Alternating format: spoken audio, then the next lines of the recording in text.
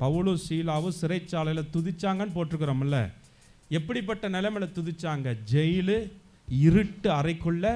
கால் எங்கே இருக்குது? மேலே இருக்குது. தலை எங்கே இருக்குது? இப்போ நம்மளாம் அந்த சூழ்நிலையில் போய் தொங்க விட்டாங்கன்னா பாட்டு வருமா? பாட்டு வராது, புலம்பல் தான் வரும். இந்த ஏசப்பாவை நம்பினதுக்கு இதுவும் வேணும் இன்னமும், இப்படி தானே வரும், புலம்பல் வரும்ல. ஆனால் அவங்க புலம்பலை அவங்க கை தட்டி பாடினாங்க. கர்த்தர் நல்லவர், அவர் கிருபை என்றும் உள்ளது. ஐயா, துதிக்க துதிக்க வசனம் சொல்லுது, அவர்கள் கட்டுகள் எல்லாம் அவர்களை விட்டு கலன்று போனது. அவங்க மட்டும் விடுவிக்கப்படலை. இந்த சத்தத்தை யார் யாரெல்லாம் ஜெயிலுக்குள்ள கேட்டுட்டு இருந்தாங்களோ அவர்களும் விடுவிக்கப்பட்டார்கள். நல்ல கைகளை உயர்த்துவார். அல்லேலூயா சொல்லுங்க பார்ப்போம். ஹல்லேலூயா, ஆமென். நீங்க நல்லா துதிச்சிங்கன்னா உங்களுக்கு மட்டும் விடுதலை இல்லை, சத்தத்தை கேட்கிறவர்களும் விடுவிக்கப்படுவார்கள். அல்லேலூயா.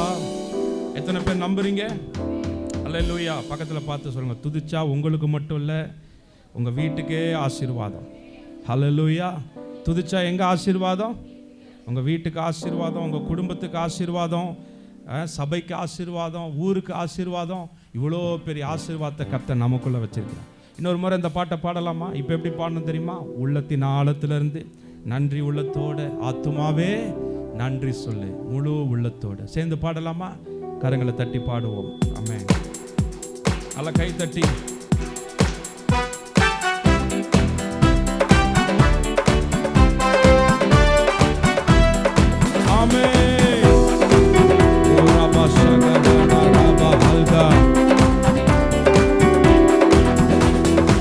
ஆத்துமாவே நன்றி சொல்லு உள்ளத்தோடே, ஆத்துமாவே நன்றி சொல்லு உள்ளத்தோடே.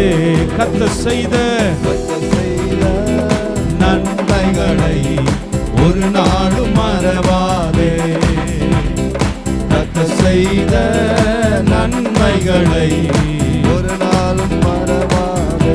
ஓஹோ, ஆத்துமாவே நன்றி சொல்லு உள்ளத்தோடே, ஆத்துமாவே நன்றி சொல்லு. ஓ, குற்றங்களை மன்னித்தாரே, நோய்களை நீக்கினாரே, குற்றங்களை மன்னித்தாரே, நோய்களை நீக்கினாரே. ஓ, கழுகு மீட்டாரே, ஜீவனை மீட்டாரே, படுகொலை நின்று மீட்டாரே, ஜீவனை மீட்டாரே. கர்த்தர் செய்த நன்மைகளை ஒரு நாளும் மறவாதே. கர்த்தர் செய்த நன்மைகளை ஒரு நாளும் மறவாதே. ஆத்துமாவே, ஆத்துமாவே நன்றி சொல்லு உள்ளத்தோடே, ஆத்துமாவே நன்றி சொல்லு. கிருபை இரக்கங்களால், கிருபை இரக்கங்களால் மணி மூடி சூட்டுகிறார். கிருபை இரக்கங்களால்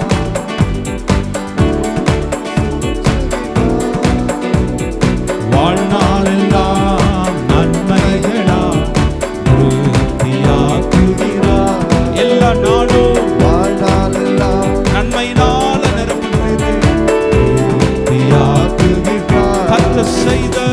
கர்த்தர் செய்த நன்மைகளை ஒரு நாளும் மறவாதே. கர்த்தர் செய்த நன்மைகளை ஒரு நாளும் மறவாதே. ஆத்துமாவே நன்றி சொல்லு உள்ளத்தோடே, என் ஆத்துமாவே நன்றி சொல்லு. இளமை கழுகு போல், இளமை கழுகு போல புதிதாக்கி மகிழ்கின்றார்.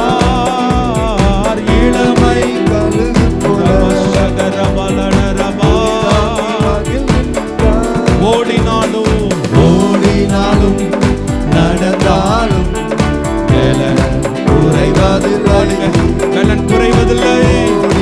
என் பலன் குறையாது, என் பலன் குறையாது. ஓடினாலும் ஓடினாலும் நடந்தாலும் பலன் குறைவதில்லை. ஓடினாலும் ஓடினாலும் நடந்தாலும் பலன் குறைவதில்லை. ஓடினாலும் ஓடினாலும் நடந்தாலும் பலன் குறைவதில்லை.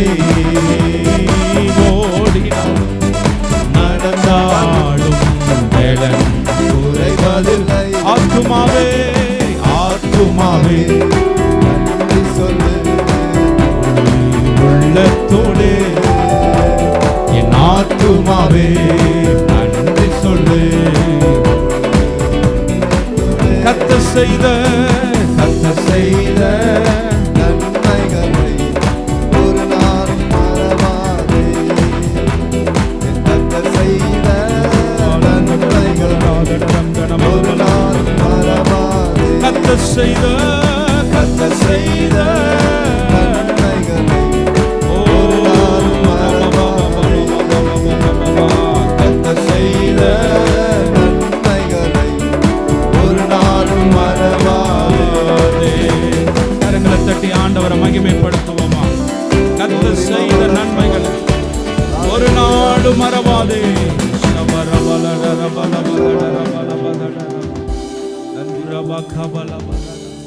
விசுவாசிக்கிறீங்களா? எத்தனை பேர் சொல்ல முடியும்? ஓடினாலும் நடந்தாலும் பலன் குறைவதில்லை. இந்த ஒரு சங்கீதத்தை வாசிக்கலாமா? 18வது சங்கீதம், 18வது சங்கீதம் வசனம் 1வது வசனம்.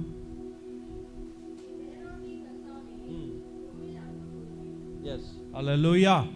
என் பலனாகிய கர்த்தாவே உம்மில் அன்பு கூறுவேன். அல்லேலூயா. ஆண்டவர் என்னவா இருக்கிறாரா? யாருக்கு பலனா இருக்கிறாரு? ஆமென். இதை எத்தனை பேர் உணர்றீங்க? எப்பெல்லாம் சோறு வருதோ, எப்பெல்லாம் பலவீனம் வருதோ, அப்பெல்லாம் நீங்கள் ஆழமாக நம்பணும். பார்த்துக்கோங்களேன், என் பலத்தில் நான் ஓடினா உட்காந்துருவேன். ஆனால் நான் நிற்பது அவருடைய பலத்தில், நடப்பது அவருடைய பலன், வேலை செய்வது யாருடைய பலன். இந்த ஒரு எண்ணத்தில் நீங்கள் இருந்தீங்கன்னா உங்களுக்கு சோர்வே வராது. உங்களுக்கு என்ன வராது? சோர்வே வராது. அல்லேலூயா. எல்லாரும் சொல்லுங்க, நான் நிற்பது தேவ பலன், நடப்பது தேவ பலன், உயிர் வாழ்வது தேவ பலன். அதனால எனக்கு சோர்வே கிடையாது. ஏசாயால வாசிக்கிறோம், கர்த்தருக்கு காத்திருக்கிறவர்கள் புது பலன் அடைந்து கழுகுகளைப் போல செட்டைகளை அடித்து எழும்புவார்கள். ஓடினாலும் இளைப்படையார்கள், நடந்தாலும் சோர்ந்து போக மாட்டாங்க. அப்ப சோராம ஓடுறதுக்கான பலனை கர்த்தர் நமக்கு கொடுக்கிறார். விசுவாசிக்கிறீங்களா? ஹல்லேலூயா. கர்த்தர் நல்லவராக இருக்கிறார். எழுந்து நிற்கலாமா? இன்னொரு பாடலை பாடி ஆண்டவர் ஆராதனை செய்ய போகிறோம். எத்தனை பேர் ஆமேன்னு சொல்கிறீங்க? கர்த்தர் நல்லவர். இயேசுவின் பிள்ளைகள் நாங்கள் எப்பொழுதும் மகிழ்ந்திருப்போம். இயேசுவின் பிள்ளைகளே எப்போதும் மகிழ்ந்திருங்கள். இது நல்ல ஒரு வாக்குத்தத்தமான பாடல். இந்த பாடலை பாடி ஏசப்பாவை நாம் மகிமைப்படுத்த போகிறோம். கர்த்தர் நல்லவராக இருக்கிறார். பக்கத்தில் பார்த்து சொல்லுங்கள், நம்மளாம் அப்பா வீட்டு பிள்ளைங்க. நிறைய நேரம் நம்ம சொல்லுங்க, நம்மளாம் அனாதைகள் அல்ல. நம்ம யாரு? நமக்கு ஒரு அப்பா இருக்கிறாரு. அவர் தான் இந்த உலகத்தையே உண்டாக்குனார். இது எவ்வளோ பெரிய பெருமை இல்லை நமக்கெல்லாம்? எனக்கு ஒரு அப்பா இருக்கிறாரு, அவர் தான் இந்த உலகத்தையே உண்டாக்குனார். அப்படின்னா நான் எவ்வளோ பெரிய ஆள், எங்கள் அப்பா எவ்வளோ பெரிய ஆளுன்னு பார்க்குறது ஒரு பார்வை. அவரோட பிள்ளை நான் மட்டும் சாதாரண ஆள் இல்லை, நான் பெரிய ஆள். சொல்லுங்கள், நான் பெரிய ஆள். சொல்லுங்கள், நான் பெரிய ஆள். அல்லேலூயா. இது ஒரு வாக்குத்தத்தமான பாடல். அந்த எண்ணத்தோடு இந்த பாடலை பாடணும். நான் ஒன்றுமே இல்லை, நான் ஒரு ஏழை, நான் ஒரு குப்பை, நான் ஒரு தூசு, நான் ஒரு பாவி, எனக்கு ஒன்றும் தெரியாது. இப்படி இந்த பார்வை வந்து பிசாசு பார்வை. தேவ பார்வை என்ன தெரியுங்களா? நான் சிங்க குட்டி, என் தகப்பன் கெர்ச்சிக்கிற சிங்கம். அவர் சிங்க தலைவர், அவர் யூதராஜ சிங்கமாக இருக்கிறாரு. அவர் ஒரு முறை கத்துனார்னா பூமியை அதிரும். கர்த்தருடைய சத்தம் வனாந்தரங்களை அதிர பண்ணும். அப்போ அந்த மாதிரி பிள்ளை நானும் சாதாரண ஆள் இல்லை, நானும் பெரிய ஆள். அல்லேலூயா. பாடலாமா சேர்ந்து? இயேசுவின் பிள்ளைகள்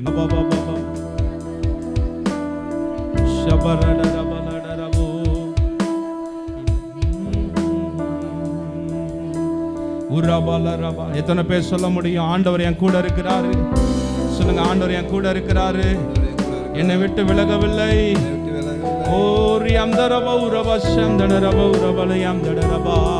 அப்படியே அவரை நோக்கி பாருங்க, உள்ளத்தின் ஆழத்திலிருந்து அவரை பார்ப்போமா?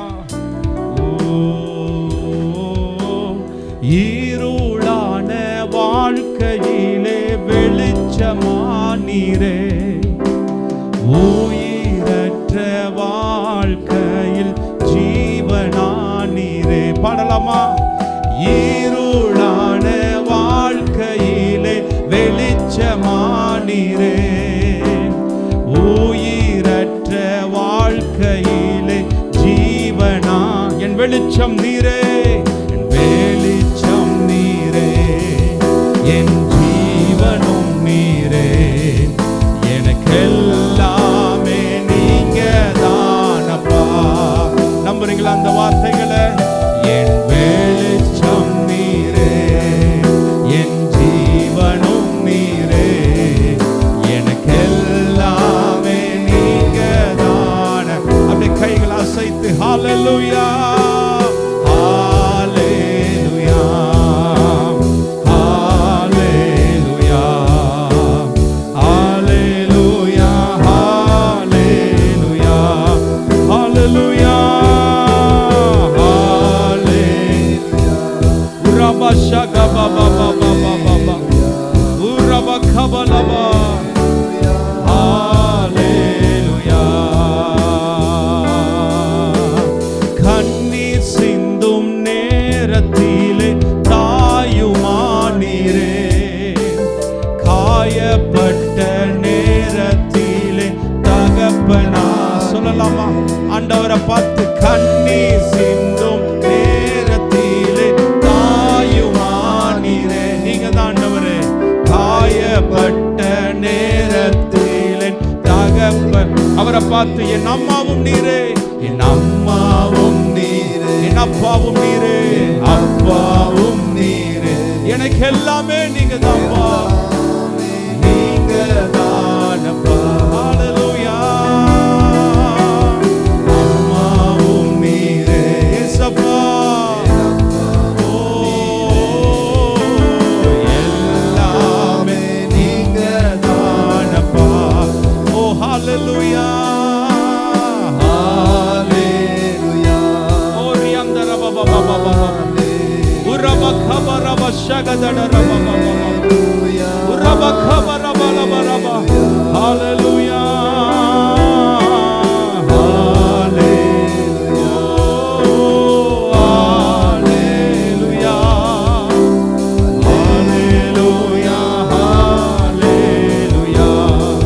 வியாதியின் நேரத்திலே, வியாதியின் நேரத்திலே வைத்தியரானீரே, சோதனை நேரத்தில் நண்பனானீரே. நீங்க தான் எங்க வைத்தியர், நீங்க தான்ப்பா, சுகமாக்குகிற மருத்துவர் நீங்க தான். சோதனை நேரத்தில் நண்பரா,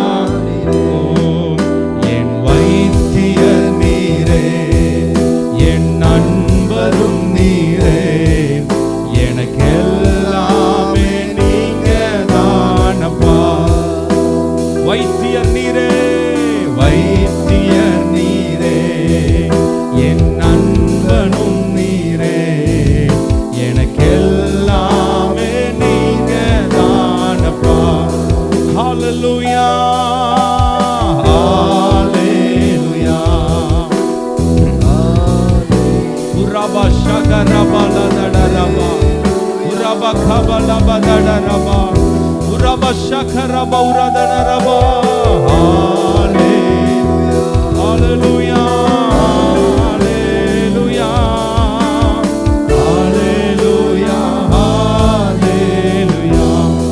என் கூடவே இரும், கூடவே இரும், ஓ இயேசுவே.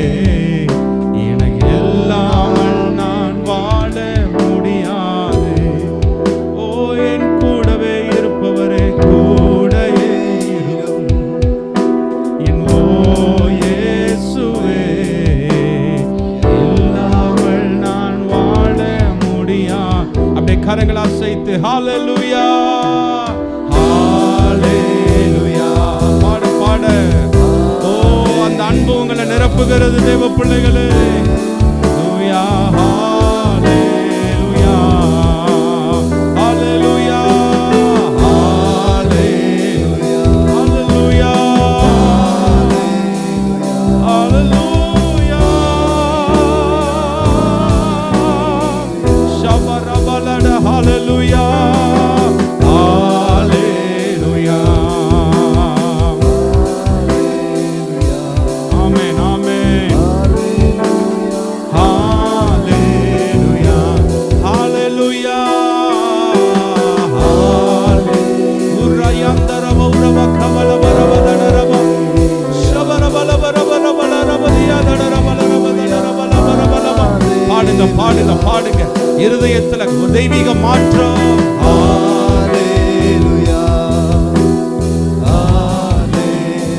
விடுதலை விடுதலை விடுதலை விடுதலை. சுகம் சுகம் சுகம். துக்கங்கள் சந்தோஷமாய் மாறட்டும் இயேசுவின் நாமத்தினாலே. துயரங்கள் மகிழ்ச்சியாய் மாறட்டும் இயேசுவின் நாமத்தினாலே. தெய்வீக மீட்பு உண்டாவதாக. ஹalleluya ஓ ஹalleluya ஹalleluya ஓ ஹalleluya ஹalleluya ஹalleluya ரபனா ஹதரபே அந்தனரபோ.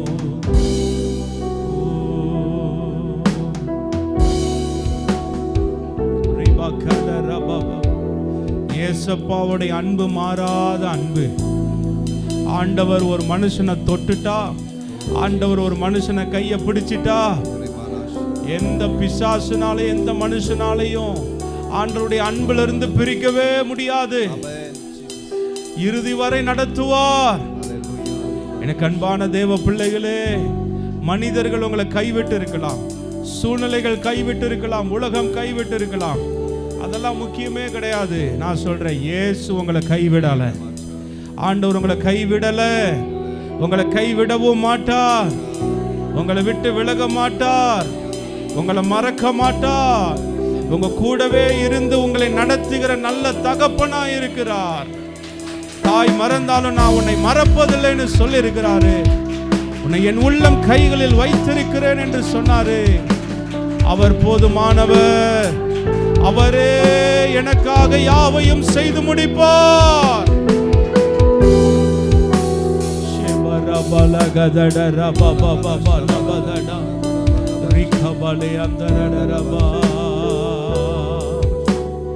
நீங்க போதும் என் வாழ்விலே, உம்மையன்றி யாரும் இல்லை. அவரை பார்த்து, நீரே போதும் என் வாழ்விலே, உம்மையன்றி யாரும் இல்லை. இயேசுவை பார்த்து சொல்லுங்க இந்த வரிகளை. நீரே போதும் என் வாழ்விலே, உம்மையன்றி யாரும் இல்லை. கைகளை உயர்த்தி, நீரே போதும், நீரே போதும், நீரே போதும், உம்மையன்றி யாரும் இல்லை. நீரே போதும், நீரே போதும் என் வாழ்க்கைக்கு நீங்க போதும் இயேசப்பா. உம்மையன்றி யாரும் இல்லை. நீரே போதும், நீரே போதும் என் வாழ்விலே, உம்மையன்றி யாரும் இல்லை.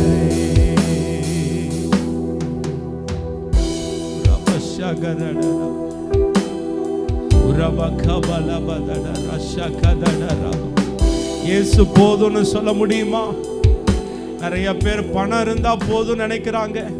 நிறைய பேர் மனிதர்கள் கூட இருந்தா எனக்கு போதும் நினைக்கிறாங்க. நிறைய பேர் பிள்ளைங்க கணவன் இருந்தா எனக்கு அது போதுன்றாங்க. இன்னைக்கு நான் சொல்றேன், அதெல்லாம் வரும். அதெல்லாம் உங்களுக்கு கர்த்தர் அளவில்லாம கொடுப்பாரு. நீங்க நினைச்சு பார்க்கறத விட அதிகமா கர்த்தர் உங்களுக்கு கொடுப்பாரு. ஆனா உங்க உள்ள ஏங்கணும், தேவ பிள்ளையே, இயேசு என் கூட இருந்தா அது போதும், அப்பா என் கூட இருக்கிறார், அதுவே எனக்கு போதுமானது. ஷபரத ரிகடரா ரப ஹல்க ரகதடா உரிபே அந்தடரபோ ரபலடரப. ஓ தாய்மடியில் தவழுகின்ற குழந்தையை போல தகப்பனே உம்மடியில் சாய்ந்து விட்டேன். உண்மையா சொல்றீங்களா? தாய்மடியில்.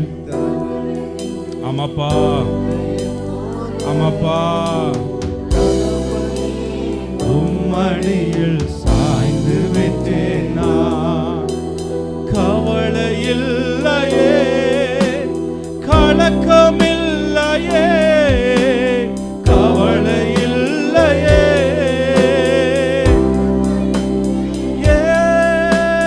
கர்த்தர் கரம் பிடித்து கொண்டே, எதை குறித்தும் கலக்கம் இல்லையே. சொல்லுங்க, எதை குறித்தும், ஓ எதை குறித்தும் கலக்கம். ஆமாண்டவர், என் தேவன் நடத்துகிறீர், என் தேவன் நடத்துகிறீர். எங்களை, எங்க குடும்பத்தை, எங்க சபைய என் தேவன் நடத்துகிறீர். ஓ எனவே தாய்மடியில் தவழுகின்ற உங்க பாரத்தை எல்லாம் அவர் மேல இறக்கி வச்சிருங்க. உங்க துக்கத்தை எல்லாம் அவர் மேல வச்சிருங்க. உங்க தேவைகள் எல்லாம் அப்பா பார்த்துக் கொள்வார். ஒரு நாள் கவலைப்பட தேவையில்லை. அப்பா இருக்கிறார் நம்ம கூட, அவர் எல்லாம் பார்த்துக் கொள்வார். தகப்பனே உம்மடியில் சாய்ந்து விட்டேன் நான். செய்த நன்மைகள் நினைக்கின்றேன், செய்த நன்மைகள் நினைக்கின்றேன், நன்றியோடு துதிக்கின்றேன். ஆமாப்பா, கைவிடாத என் நாயனே, கைவிடாதவரே, கைவிடாத என் நாயனே, கல்வாரி நாயகனே, கல்வாரி நாயகனே, எங்களுக்காக ஜீவனை கொடுத்தவரே, கல்வாரி நாயகனே. ஓ தாய்மடியில், தாய்மடியில் குழந்தையை போல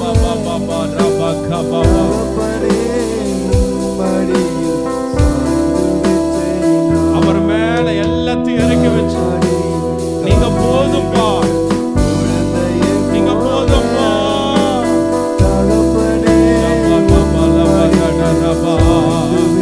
ஓ தாய்மடியில் தவழுகின்ற குழந்தையை போல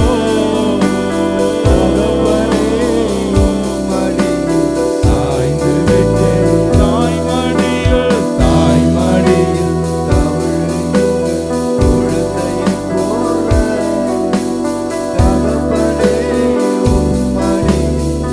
சாய்ந்து விட்டேன் நான். ரபபபா. ஆண்டவர் சமூகத்தில் அப்படியே அர்ப்பணிக்கலாமா? ரெண்டு கரங்களை உயர்த்தி எங்களை தாழ்மையாய் அர்ப்பணிக்கிறோம். நாங்கள் அல்ல, நீரே எங்க மேல கிரியை செய்யுங்கப்பா. எங்களை தருகிறோம், ஜீவ பலியாய் தருகிறோம், தகன பலியாய் தருகிறோம். ஓ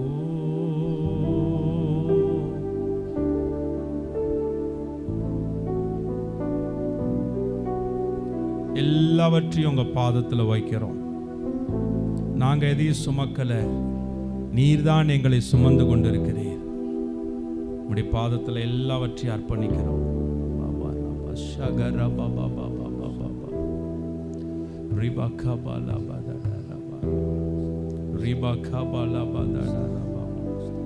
ஜெபிக்கலாமா? தொடர்ந்து தேவன் நம்மோட பேச முடியும். ஏசப்பா நன்றியோடு நாங்கள் துதிக்கிறோம் சுவாமியுமே, நாங்கள் ஸ்தோத்தரிக்கிறோம் அப்பா. ஆண்டவரே, இதுவரைக்கும் ஆராதித்து தகப்பனே துதிக்க கர்த்தர் செய்த எல்லா நன்மைக்காக துதிக்கிறோம் ஸ்தோத்தரிக்கிறோம் தகப்பனே. இந்த உபவாச கூட்டத்தை தேவன் ஆசீர்வதிங்க. வந்து கூடியிருக்கிற தகப்பனே ஒவ்வொரு பிள்ளைகளும் கருத்தில் ஒப்பு கொடுக்குறோம். தேவன் தாமே ஆசீர்வதிக்க முடியாது நாங்கள் ஜெபிக்கிறோம். அன்றே பகலில் மேக சமூகம், இரவில் அக்கினி சமமாக இருக்கிற தேவன் தகப்பனே, இந்த பகல் வேரத்தில் தகப்பனே யாருமே இந்த உஷ்ணங்கள் தாக்காதபடிக்கு கர்த்தரை பலப்படுத்த முடியாது நாங்கள் ஜெபிக்கிறோம் தகப்பனே. அன்றே பரிசுத்த ஆவியினர் மகிமை வெளிப்பட கர்த்தர் கிருபை செய்யுங்க. அன்றே இந்த ஆலயம் முழுவதும் தேவனோட பிரசனை வெளிப்படட்டும் தகப்பனே. இந்த ஆலயம் முழுவதும் தகப்பனே உங்கள் பிரசன்ஸ் ஒவ்வொரு விசுவாசிகள் சூழ்ந்து கொள்ள கர்த்தர் கிருபை செய்யுங்க. எல்லா டிஸ்டர்பன்ஸுகளும் மாற கர்த்தர் கிருபை செய்யுங்க. கர்த்தரோட வார்த்தை தொடர்ந்து கேட்க கர்த்தர் கிருபை செய்யுங்க அப்பா.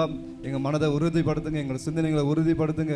ஆவியானவர் மகிமை தகப்பனே இந்த அளவலாக இந்த இடத்துல இறங்க கர்த்தர் கிருபை செய்யுங்க அப்பா. தொடர்ந்து எங்களை நடத்துங்க சுவாமி தகப்பனே. நாமத்தை மகிமைப்படுத்த கிருபை செய்யுங்க. ஆவியானவரே உமக்கு நன்றி செலுத்துகிறோம், நாங்கள் ஸ்தோத்தரிக்கிறோம், துதிக்கிறோம் தகப்பனே. உமக்கு நாங்கள் போற்றுகிறோம் தகப்பனே. இந்த நேரத்தில் தகப்பனே கர்த்தரை ஒப்பு கொடுக்குறோம். வழி நடத்துங்க. தொடர்ந்து இமான தகப்பன் பாஸ்டர் கர்த்தரை ஒப்பு கொடுக்குறோம். தேவன் பொறுப்பெடுத்து நடத்துங்க. கர்த்தரோட வார்த்தையை பேச கர்த்தர் கிருபை செய்யுங்க. பேசுகிற வார்த்தைகள் தகப்பனே எங்களை தகப்பனே மனதில் இருத்தில் வைத்துக்கொள்ள கர்த்தர் கிருபை செய்யுங்க தகப்பனே. எங்களை நீங்கள் ஆளுகை செய்யுங்க தகப்பனே. கர்த்தரோட வார்த்தையை கேட்க எங்களை நாங்கள் விட்டு கொடுக்க கர்த்தர் கிருபை செய்யுங்க தகப்பனே. அன்றைய எங்களை விருத்த சேதனை பண்ணுங்க. அன்றைய எங்கள் செவிகள், அன்றைய எங்கள் இருதயத்தை நீங்கள் விருத்த சேதனை செய்ய முடியாது நாங்கள் செவிக்கிறோம் தகப்பனே. கர்த்தரை ஒப்பு கொடுக்குறோம். தொடர்ந்து நடத்துங்க. தேவோட பிரச்சனை வெளிப்பட்டும் தகப்பனே. நாம மட்டும் மயங்கப்பட்டோம். இயேசுவின் ஜெபிக்கிற நல்ல பிதாவே, ஆமென். உட்காருவோமா?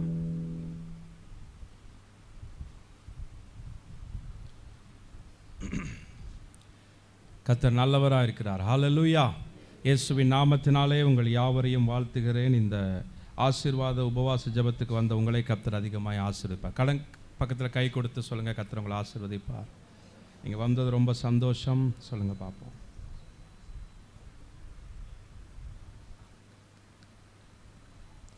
ஆமென். ஹல்லேலூயா. எத்தனை பேர் இன்னைக்கு ஆண்டவர் என்னை கொண்டு வந்தார்னு விசுவாசிக்கிறீங்க? ஹல்லேலூயா.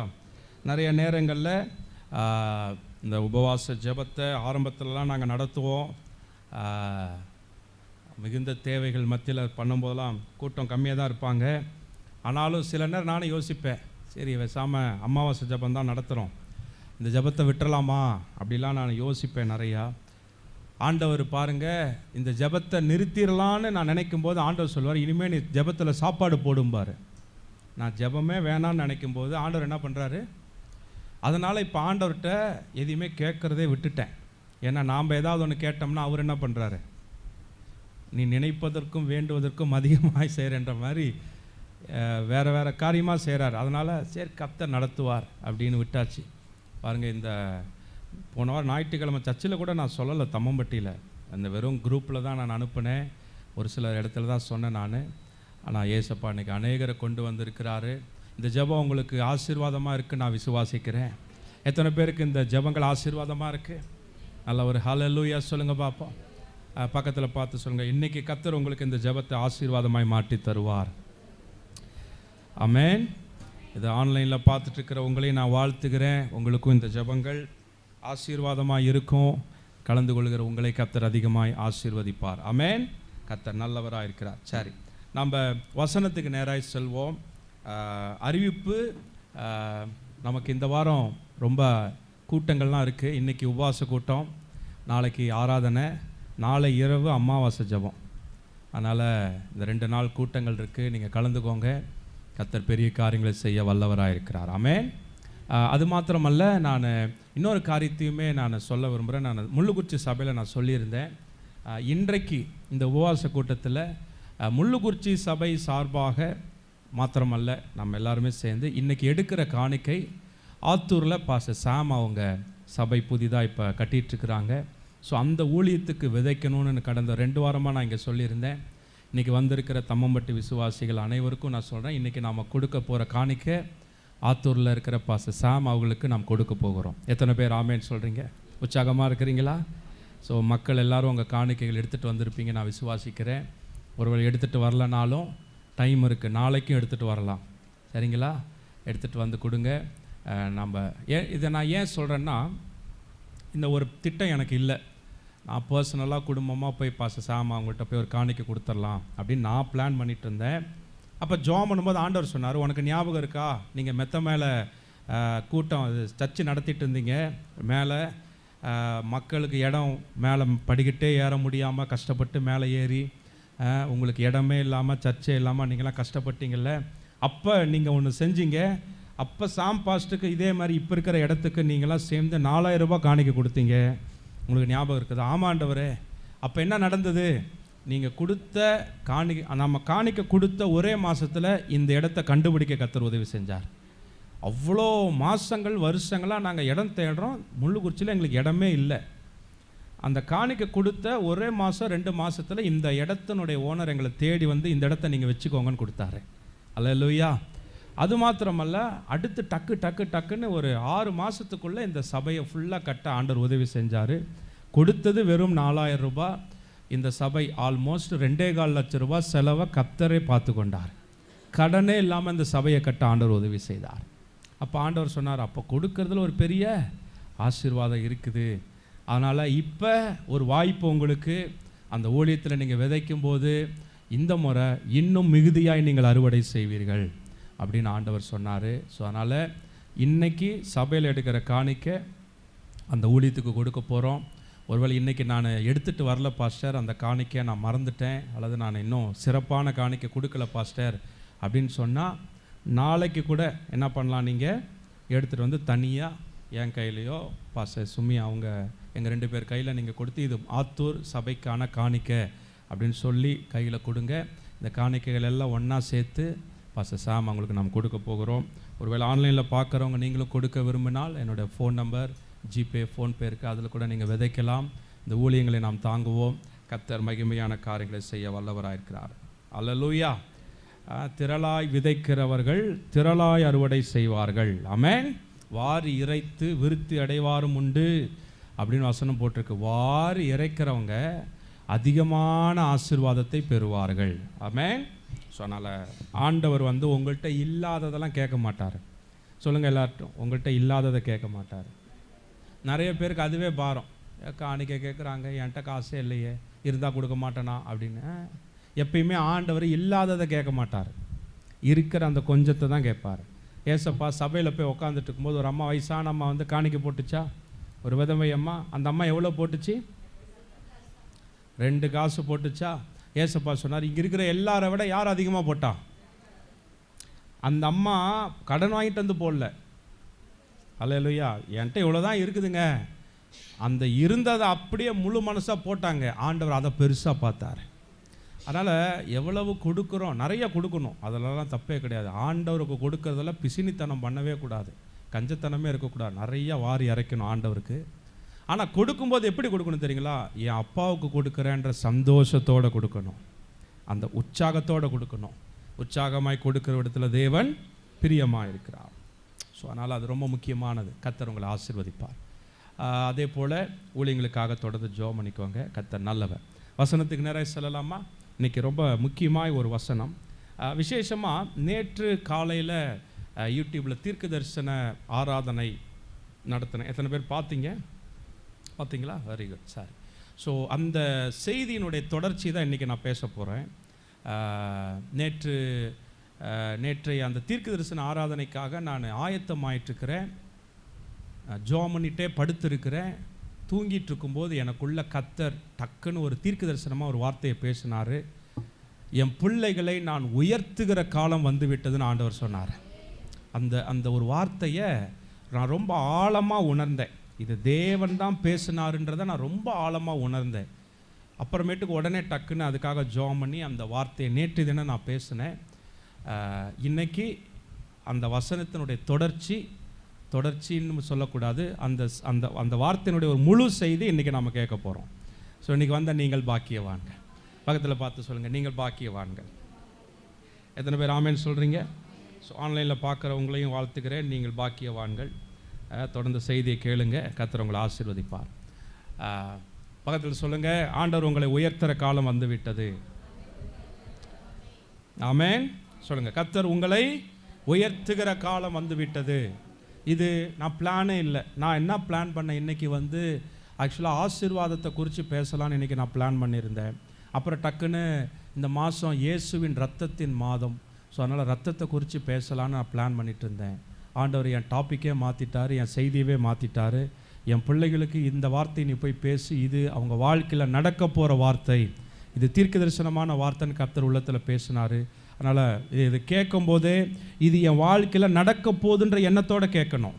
எப்படி கேட்கணும்?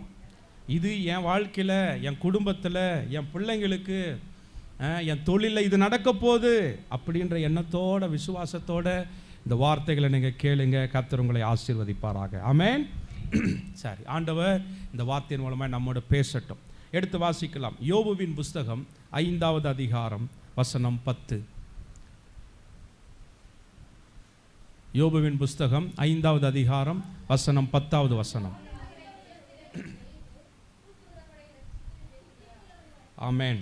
எல்லாரும் சேர்ந்து படிக்கலாமா? எடுத்துட்டீங்களா? யோபு 5வது அதிகாரம் 10வது வசனம். எல்லாரும் சேர்ந்து படிப்போம். தாழ்ந்தவர்களை உயரத்தில் வைத்து துக்கிக்கிறவர்களை ரட்சித்து உயர்த்துகிறார். ஆமென். இன்னொரு விஷயம் படிக்கலாமா? தாழ்ந்தவர்களை உயரத்தில் வைத்து துக்கிக்கிறவர்களை ரட்சித்து உயர்த்துகிறார். ஹல்லேலூயா. கர்த்தர் நல்லவராக இருக்கிறார். இந்த வார்த்தையை நல்லா கவனிங்க. தாழ்ந்தவர்களை உயரத்தில் வைத்து துக்கிக்கிறவர்களை ரட்சித்து உயர்த்துகிறார். இது தமிழில் இப்படி போட்டிருக்கு. இது ஆங்கிலத்தில் இன்னும் அழகாக போட்டிருக்கும். பட் அதுக்கு முன்னாடி ஆண்டவர் ஒரு மனுஷனை உயர்த்துவதை எப்படி அவர் பார்க்குறாரு அப்படின்னு பார்த்தீங்கன்னா, மேல் வசனத்தை வாசிக்கலாமா? 9வது வசனம்.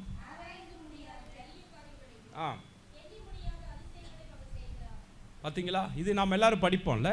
எல்லாரும் ஒரு வருஷம் படிக்கலாம்.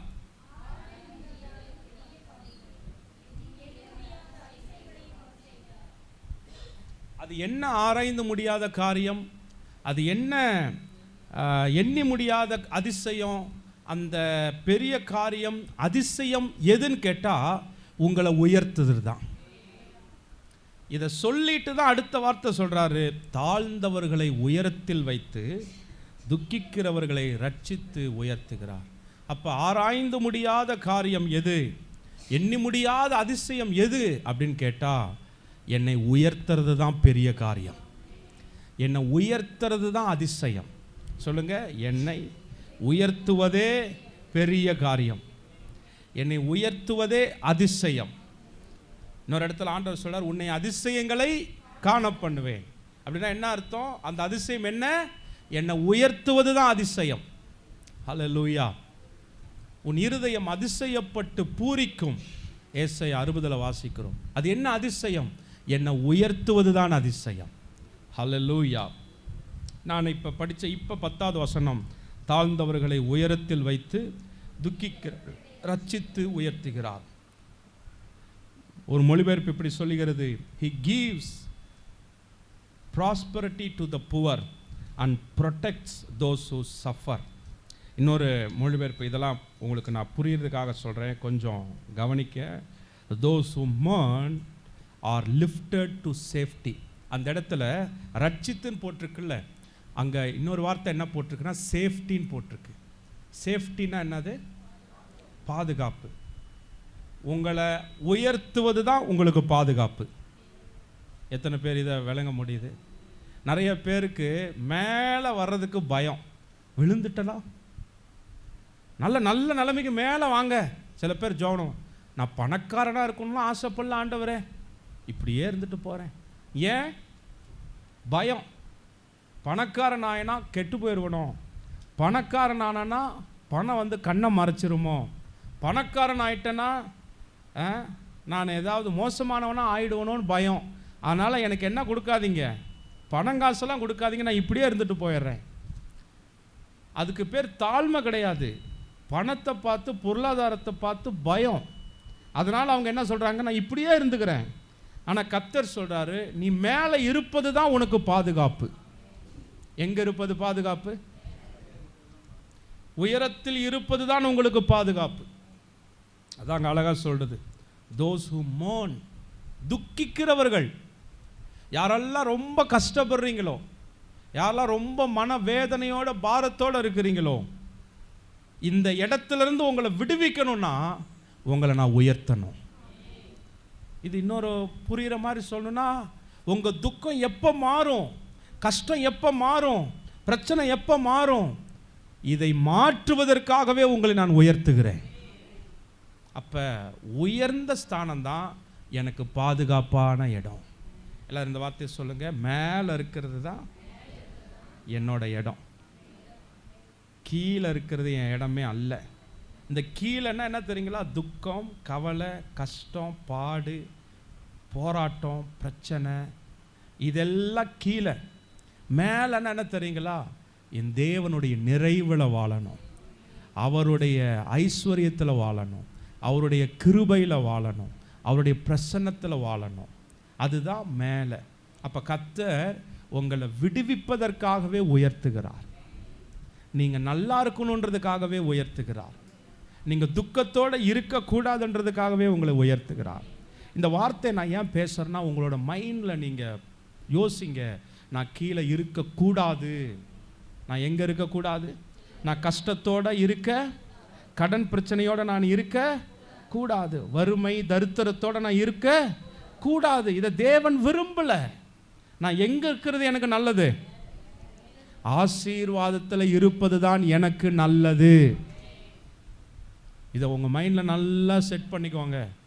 தூங்கிட்டு இருக்கும்போது தட்டி எழுப்பி கேட்டால் கூட நீங்கள் எங்கே இருக்கணும்னு விரும்புகிறீங்க? தூங்கிட்டே சொல்லணும், நான் கீழே இல்லை, நான் மேலே இருக்க விரும்புகிறேன். அப்படி சொல்லணும். நீங்கள் பிசாசு நமக்கு இந்த பிரச்சனைகள், தேவைகள், கடன், போராட்டம் இதெல்லாம் காண்பிச்சு எதுக்கு உனக்கு அதெல்லாம், எதுக்கு உனக்கு பைக்கு, எதுக்கு உனக்கு வீடு, எதுக்கு உனக்கு மெத்த வீடு, எதுக்கு உனக்கு நிலமெல்லாம், எதுக்கு உனக்கு இதெல்லாம், இப்போ சாமி இவ்வளோ நாள் வாழ்க்கையை ஓட்டிட்டோம், இன்னும் இதுக்கு மேலே வாழ போகிறது கொஞ்ச நாள், இப்படியே வண்டியை ஓட்டிடுவோம் இப்படின்னு உள்ள காதில் பிசாசு பேசுவான். சொல்லுங்கள், இந்த வார்த்தையில் யார் பேசுவா? மனிதர்கள் பேசுனாலும் யார் பேசுகிறா? பிசாசு தான் பேசுகிறான். ஏன்னா நீங்கள் மேலே வரக்கூடாதுன்றதெல்லாம் அவன் ரொம்ப உறுதியாக இருக்கிறான். நீங்கள் உயர்த்தப்படக்கூடாதுன்னு பிசாசு ரொம்ப உறுதியாக இருக்கிறான். நீங்கள் மேலே சிறந்த இடத்துக்கு வரக்கூடாதுன்னு பிசாசு ரொம்ப உறுதியாக இருக்கிறான். இன்றைக்கி நீங்கள் சொல்லணும், என் அப்பா மேலே என்னை வைக்க விரும்புகிறார், என் தகப்பன் என்னை உயர்த்த விரும்புகிறார், நான் கீழானவைகளை அல்ல, நான் மேலானவைகளையே தேடுவேன். எத்தனை பேர் ஆமேன்னு சொல்கிறீங்க? சரி, முதலாவது உயர்வு. 2 காரியத்தை வேகமாக சொல்லி இன்றைக்கி நான் முடிக்க போகிறேன். எது என் வாழ்க்கையில் உயர்வு? எந்த உயர்ந்த ஸ்தானத்தை கர்த்தர் எனக்கு கொடுத்துருக்கிறார்? எது உண்மையான உயர்வு? அதை தான் இன்றைக்கி பார்க்க போகிறோம். ஆமென். அதாவது இந்த உலகம் காண்பிக்கிற உயர்வு, இந்த அரசியல்வாதிங்களாம் மேலே, மற்றவங்களாம் கீழே, பணக்காரெல்லாம் மேலே, ஏழையெல்லாம் கீழே, தாளந்துகள் இருக்கிறவன், நல்லா சம்பாதிக்கிறவங்களாம் மேலே, மற்றவங்களாம் கீழே, இதெல்லாம் உலக கணக்கு, உலக பார்வை. ஆனால் வேதம் யாரை உயர்ந்தவர்களாக பார்க்குது அப்படின்றத நம்ம இன்றைக்கி பார்க்க போகிறோம். நம்பர் 1, ஹல்லேலூயா. ஒரு வசனத்தை எடுத்து வாசிக்கலாமா? கர்த்தர் நல்லவராக இருக்கிறார். 2 சாமுவேல்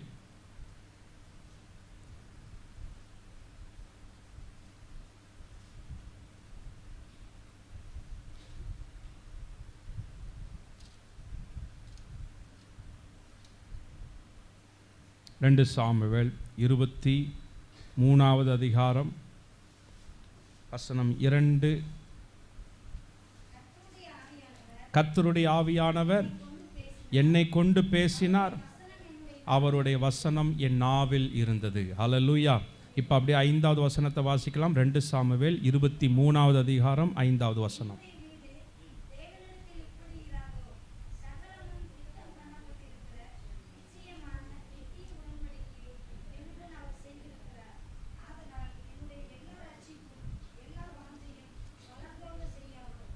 ஆமென், ஹல்லேலூயா. இந்த கடைசி வார்த்தை பாருங்க, என்னுடைய எல்லா ரட்சிப்பும் எல்லா வாஞ்சையும் வளர்ந்தோங்க செய்யாரோ. இந்த இடத்துல ரட்சிப்புன்னு போட்டிருக்கு பார்த்தீங்களா? ஆக்சுவலாக இப்போ நம்ம மேலே நம்ம படித்த அந்த யோபுவின் புஸ்தகம் 5வது அதிகாரம் 10வது வசனத்தில் நம்ம பார்த்தோம், துக்கிக்கிறவர்களை ரட்சித்து உயர்த்துகிறார். ஸோ முதலாவது உயர்ந்த ஸ்தானம் எது தெரியுங்களா? நான் ரட்சிக்கப்பட்டது தான் என்னுடைய முதல் ஸ்தானம். ரட்சிப்பு தான் முதல் உயர்வு. எல்லாரும் சொல்லுங்க, ரட்சிப்பு தான். ஆமாம், காசு, பணம், செழிப்பு இதெல்லாம் மற்றது. முதல் உயர்வு எது? நீங்கள் மேலே இருக்கிறீங்க அப்படின்றதுக்கான முதல் படி என்னன்னா, நான் ரட்சிக்கப்பட்டிருக்கிறேன். ரட்சிப்பு தான் முதல் உயர்வு. எல்லாரும் சொல்லுங்க. நீங்கள் உயர்ந்த ஸ்தானத்தில் இருக்கிறீங்க அப்படின்றதுக்கு அடையாளம் என்னன்னா, நான் ரட்சிக்கப்பட்டிருக்கிறேன். எத்தனை பேர் இதை விசுவாசிக்கிறீங்க? நீங்கள் ரட்சிக்கப்பட்டதுனால இப்போ நீங்கள் எங்கே இருக்கிறீங்க? மேலே இருக்கிறீங்க. சொல்லுங்க பாப்போம். ஆமாம், இதை நீங்கள் நல்லா செட் பண்ணிக்கோங்க. ஏன்னா திடீர்னு சொந்தக்காரங்க யாராவது சொல்லுவாங்க, நீ ஸ்கூலு சர்ச்சுக்கு போய் என்ன பிரயோஜனம், நாங்களாம் நல்லா இருக்கிறோம், நீ மட்டும் பைபிளை தூக்கிட்டு சர்ச்சுக்கு போய் என்ன பிரயோஜனம், நாங்களாம் பாரு நல்லா தானே இருக்கிறோம் அப்படிலாம் சொல்லும்போது நம்ம மனசு ஆமாம் இல்லை, நாம்ளும் போய் ஜோம் பண்ணி என்ன, இந்த மாதிரி எண்ணங்கள் வரும்போது நாம் என்னமோ அவங்கள விட ரொம்ப மோசமாக பரிதாபத்தில் இருக்கிற மாதிரியும் அவங்க என்னமோ ரொம்ப நல்லா இருக்கிற மாதிரி ஒரு எண்ணத்தை பிசாசு உருவாக்குவான். நீங்கள் நல்லா கவனிச்சுக்கோங்க. ரட்சிக்கப்பட்டது தான் முதல் உயர்வு. மற்றதெல்லாம் அடுத்தது. முதல்ல நான் இயேசுவை சொந்த இரட்சகராக ஏற்றுக்கொண்டு அவர் நாமத்தில் ஞானஸ்நானம் எடுத்து ஏசப்பா தெய்வம்னு ஏற்றுக்கொண்டு என் பாவம் கழுவப்பட்டு அவருடைய பிள்ளையாக மாற்றப்பட்டுட்டேன் பாருங்க. இதுதான் முதல் உயர்வு. இதை நான் செஞ்சிட்டேன், நான் ரட்சிக்கப்பட்டுட்டேன். இப்போ நான் கீழே இல்லை, இப்போவே நான் எங்கே இருக்கிறேன்? மேலே இருக்கிறேன். பக்கத்தில் பார்த்து சொல்லுங்கள், ரட்சிக்கப்பட்டுட்டாலே நீங்கள் மேலே வந்துட்டீங்க. ஆமென். இப்போ நீங்கள் எங்கே வந்துட்டீங்க? இங்கே எத்தனை பேர் ரட்சிக்கப்பட்டவங்க இருக்கிறீங்க? அல்லேலூயா. அப்போ இதுக்கு மேலே யாராவது ஒருத்தர் வந்து உங்கள் ரட்சிப்பை கேள்வி கேட்டாங்கன்னா, கொஷின் பண்ணாங்கன்னா, சர்ச்சுக்கு போகிறத பற்றி, பைபிள் படிக்கிறத பற்றி, ஏசப்பா பிள்ளையா வாழ்கிறத பற்றி கேள்வி கேட்டாங்கன்னா அதை நீங்கள் அசட்டை பண்ணணும். அசட்டை பண்ணேன்னா அதை பொருட்படுத்தக்கூடாது. நான் ரட்சிக்கப்பட்டது தான் எனக்கு மேன்மை, நான் ரட்சிக்கப்பட்டது தான் எனக்கு உயர்வு. நான் சர்ச்சுக்கு வராமல் போனேன்னா, ரட்சிக்கப்படாமல் போனேன்னா, ஏசப்பா பிள்ளையா நான் மாறலைன்னா மற்றவங்கள போல் நானும் சேத்துல சகதியில் பாவத்தில் சாபத்தில் மரண பிசாசில் நானும் உட்காந்துட்ருப்பேன். கீழே இருந்த என்னை அப்பா கழுவி என்னை மேலே வச்சிட்டாரு. இதுதான் முதல் உயர்வு. அல்லேலூயா. சொல்லுங்க பாப்பா, எது முதல் உயர்வு? ரட்சிப்பு தான் முதல் உயர்வு. நம்புறீங்களா அந்த வார்த்தையை? ஏன்னா அந்த இடத்துல ரட்சிப்பு அப்படின்னு போடப்பட்டிருக்குல்ல, ரட்சித்து உயர்த்துகிறார். அப்போ முதல் உயர்வு, அந்த சேஃபஸ்ட் பிளேஸ், பாதுகாப்பான உயர்வுன்னு போட்டிருக்குல்ல. எது பாதுகாப்பு? ரட்சிப்பு தான் உங்களுக்கு பாதுகாப்பு. எத்தனை வியாதி பலவீனம் பிசாசு போராட்டம் என்ன வந்தாலும் ரட்சிக்கப்பட்டவங்களை பார்த்தா பிசாசு பயப்படுவான். அரசியல்வாதி பார்த்து பிசாசு பயப்பட மாட்டான், பணக்காரங்களை பார்த்து பயப்பட மாட்டான், வேற யாரை பார்த்து பிசாசு பயப்பட மாட்டான். யாரை பார்த்து பயப்படுவான்? ஆமென். இது நம்புறீங்களா? சொல்லுங்க எல்லாரும். என்னை பார்த்து பிசாசு பயப்படுறான். இது நிறைய பேர் ஏற்றுக்கவே மாட்டேன். நான் தான் அவனை பார்த்து பயந்துட்டு இருக்கிறேன். இருட்டை பார்த்தா பயம், பூனையை பார்த்தா பயம், கரப்பாம்பூச்சை பார்த்தா பயம். உண்மை என்னன்னா உங்களை பார்த்து அவன் பயப்படுறான். விசுவாசிக்கிறீங்களா? நான் என் மனசுக்குள்ளே நான் செட் பண்ணி வச்சுருக்கிறேன். எனக்குள்ளே எந்த அளவுக்கு ஆழமாக தெரியுங்களா? தெரிஞ்சோ தெரியாமலாவோ ஜாலியாவோ எங்கேயோ நான் ஒரு இடத்துல போய் நான் காலை வச்சேன்னா அந்த ஏரியாவில் இருக்கிற ஆயிரக்கணக்கான லட்சக்கணக்கான பிசாசு நடுங்கும் அப்படின்னு நான் என் மைண்டில் செட் பண்ணியிருக்கிறேன். அது அப்படியே நடக்கிறத என் கண்ணால் நான் பார்க்குறேன். அல்லேலூயா. நான் சாதாரணமான ஆள் அல்ல. சொல்லுங்கள் நீங்களா, நான் சாதாரணமான ஆள் அல்ல. நான் ரட்சிக்கப்பட்டதுனால நான் உயர்த்தப்பட்டிருக்கிறேன். பிசாசுக்கு மேலே உயர்த்தப்பட்டிருக்கிறேன், பாவத்துக்கு மேலே உயர்த்தப்பட்டிருக்கிறேன், மனிதர்களுக்கு மேலே உயர்த்தப்பட்டிருக்கிறேன். இந்த வியாதி பலவீனம் மரணம் சாபங்கள் இவைகள் எல்லாவற்றுக்கும் மேலே நான் உயர்த்தப்பட்டிருக்கிறேன். எப்படி? நான் ரட்சிக்கப்பட்டதுனால. எத்தனை பேர் ரட்சிக்கப்பட்டதை பெருமையாக நினைக்கிறீங்க? இது வரைக்கும் நீங்கள் எதை நினச்சிங்களோ இப்போ சொல்லுங்கள், நான் ரட்சிக்கப்பட்டதுக்காக நன்றி ஆண்டவர், என்னை தேர்ந்தெடுத்ததுக்காக நன்றி ஆண்டவர், என்னையும் பேர் சொல்லி அழைத்ததுக்காக நன்றி. எத்தனையோ பேர் என் சொந்தத்தில் என் உறவில் ரட்சிக்கப்படாமல் அப்படியே இருக்கிறாங்க. என்னை தேர்ந்தெடுத்தீரே உமக்கு நன்றி ஆண்டவரே. ரட்சிப்பு தான் முதல் உயர்வு, உங்களுக்கு பாதுகாப்பான இடம். எது உங்களுக்கு பாதுகாப்பு? சொல்லுங்கள், ரட்சிப்பு தான். இன்னொரு வசனத்தை வாசிக்கலாம். ஏசாயா 61வது அதிகாரம் 10வது வசனம். ஏசாயா 61:10.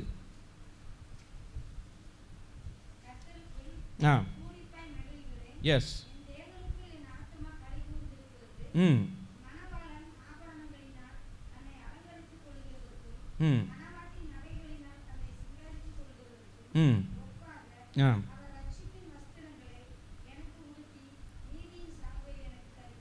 ஹல்லேலூயா. ரட்சிப்புன்றது ஒரு வஸ்திரம். ஹல்லேலூயா. நான் திரும்ப அதை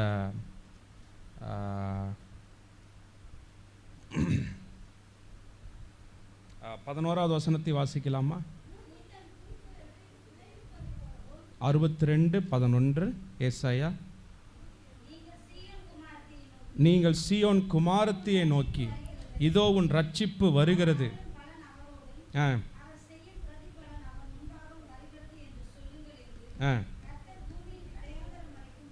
பூமியின் கடையாந்தரம் வரைக்கும். அப்படின்னு என்ன தெரியுங்களா அர்த்தம்?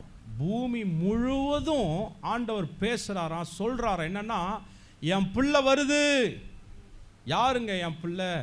ரட்சிக்கப்பட்ட சீயோன் குமாரத்தி. அதான், நீங்கள் சீயோன் குமாரத்தியை நோக்கி, இதோ உன் ரட்சிப்பு.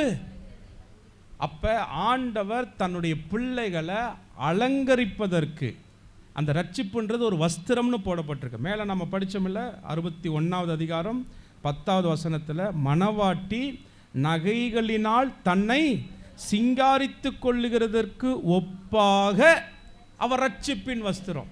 ஐயா, ரட்சிப்பின் வஸ்திரன்றது ஏதோ வெள்ளை புடவை கட்டிட்டு எல்லாத்தையும் கழட்டிட்டு இந்த பிராய்லர் கோழி மாதிரி உட்காந்துட்டு இருக்கிறது இல்லை. ரட்சிப்புன்றது என்ன தெரியுங்களா? அலங்காரம். அங்கே வார்த்தை மேலே போட்டிருக்கு பாருங்க, மணவாட்டி நகைகளினால் தன்னை சிங்காரித்து கொள்ளுகிறார். இந்த கல்யாணம் ஆகிற பொண்ணு எப்படி மேக்கப் போடுவாங்க பார்த்துக்கிறீங்களா? மாப்பிள்ளையெல்லாம் கண்டுக்கவே மாட்டாங்க. அவர் பாவம் போல் ஒரு வேஷ்டி சட்டையை போட்டுட்டு அவர் பாட்டு வந்து பேன்னு உட்காந்துருப்பார். வரவும் போகிறவன் எல்லாம் யாரை தான் பார்ப்பான்.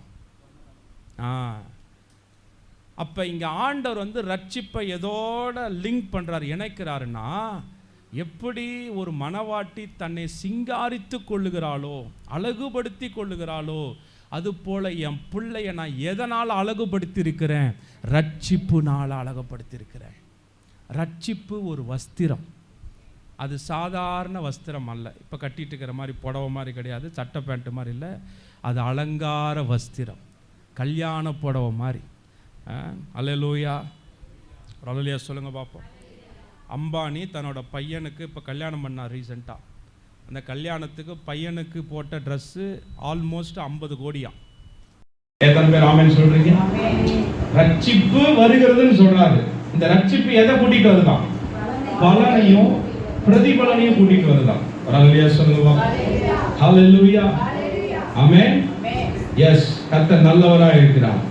ஆங்கிலத்தில் ரிவார்டு அப்படின்னு போட்டிருக்கு. ரிவார்டுனா யாருக்கு தருவாங்க? ரிவார்டு யாருக்கு தருவாங்க? Award plus reward. அவார்டுனா செஞ்சதுக்கு தரது அவார்டு. இவர் வந்து இதை சாதித்தார், அவருக்கு இந்த அவார்டு நாங்கள் கொடுக்குறோம்.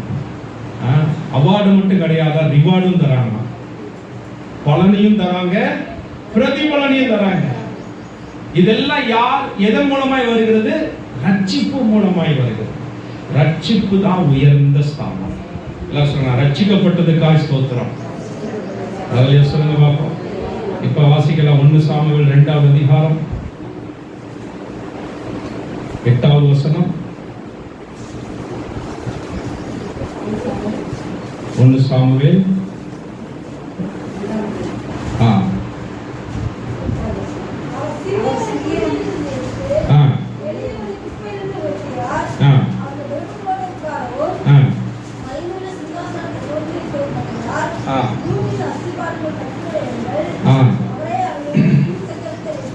சிறியவனை புழுதிலிருந்து எடுத்து எளியவனை குப்பையிலிருந்து உயர்த்துகிறார். அவர்களை பிரபுக்களோடு உட்காரவும் மகிமையுள்ள சிங்காசனத்தை சுதந்திரிக்கவும் பண்ணுகிறார்.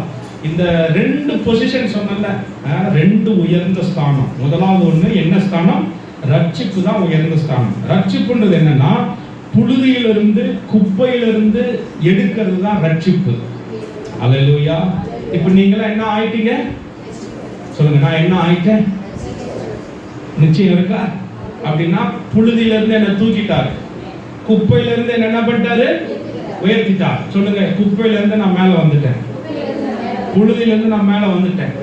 எது புழுது எது குப்பை அப்படின்னா இந்த பாவம், இந்த சாபம், இந்த வறுமை, தரித்திரம், இந்த வியாதி, பலவீனம், கவலை, துக்கம், பாரம், இது எல்லாமே குப்பை, இது எல்லாமே புழுதி. இப்ப ஆண்டவர் இதுல இருந்து உங்களை மேல தூக்கிட்டார். அல்லேலூயா சொல்லுங்க பாப்போம். இதுதான் முதல் உயர்வு, அதுதான் ரட்சிப்பு. எல்லாம் சொல்லுங்க, குப்பையில இருந்து மேல வந்துட்டேன், புழுதியில இருந்து மேல வந்துட்டேன்.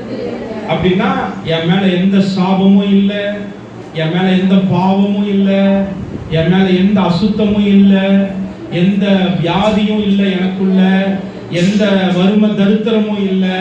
நான் கழுவப்பட்டுட்டேன், நான் உயர்த்தப்பட்டுட்டேன். அதுதான் ரட்சிப்பு. நான் சொல்றேன், ரட்சிக்கப்பட்ட பிறகு இன்னமும் நான் ரொம்ப கஷ்டப்படுறேன் பாஸ்டர், ரொம்ப வறுமை தரித்திரம், கடன்ல ரொம்ப சிக்கி தவிக்கிறேன் அப்படின்னா, இன்னைக்கு இந்த வார்த்தையை பேசுற இந்த நேரம் ஆண்டவர் உங்களை இன்னும் மீண்டுமாய் மேல தூக்குறார். மேல வந்துருங்க. முதல் உயர்வு ரட்சிப்பு. அது என்ன தெரியுங்களா? உள்ளான ரட்சிப்பு என்னன்னா, என் சாபம், என் பாவம், கவலை, துக்கம், மனபாரம், இது எல்லாத்துல இருந்து நான் விடுதலை ஆயிட்டேன். உள்ளான ரட்சிப்பு. வெளியான ரட்சிப்பு என்ன தெரியுங்களா? வறுமை, தரித்திரம், ஏழ்மை, இதுல இருந்து விடுதலை ஆகி ஐஸ்வர்யம், நல்ல வாழ்க்கை, சமாதானமான வாழ்க்கை, சந்தோஷமான வாழ்க்கை, நல்ல வீடு, நல்ல குடும்பம், நல்ல தோட்டம். வேணுமா வேணாமா? எப்படி பாக்குறீங்க? இதெல்லாம் ரட்சிப்பு. விளங்கிக்கோங்க. நல்ல தோட்டம் கையில வச்சிருக்கணும், சொந்த நிலம் கையில இருக்கணும், சொந்த வீடு, மெத்த வீடா கையில இருக்கணும். இதெல்லாம் ரட்சிப்பு. என்னங்க? ஆமா, இஸ்ரவேல் ஜனங்கள் எகிப்துல அடிமைகளா இருந்தாங்க. அவங்களை வெளியே கொண்டு வரும்போது முதல் அடிமைத்தனம் என்னன்னா, உள்ள இருந்த பயத்துல இருந்து விடுதலை கொடுத்தார். அடிமைத்தன வாழ்க்கையிலிருந்து என்ன பண்ணாரு? விடுதலை கொடுத்தார். அதோட இல்ல, வெளியே வரும்போது பொண்ணோடும் பொருளோடும் வெளியே வந்தாங்களாம். என்னென்ன கையில கொடுத்து வெளியே கூட்டு வந்தாரு? பொண்ணுனா என்னது? சொல்லுங்க, பொண்ணுனா என்னது? தங்கம்.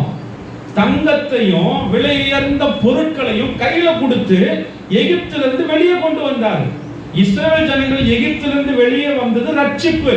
அது உள்ளான ரட்சிப்பு. அடுத்தது வெளியில இருந்து ரட்சிப்பு.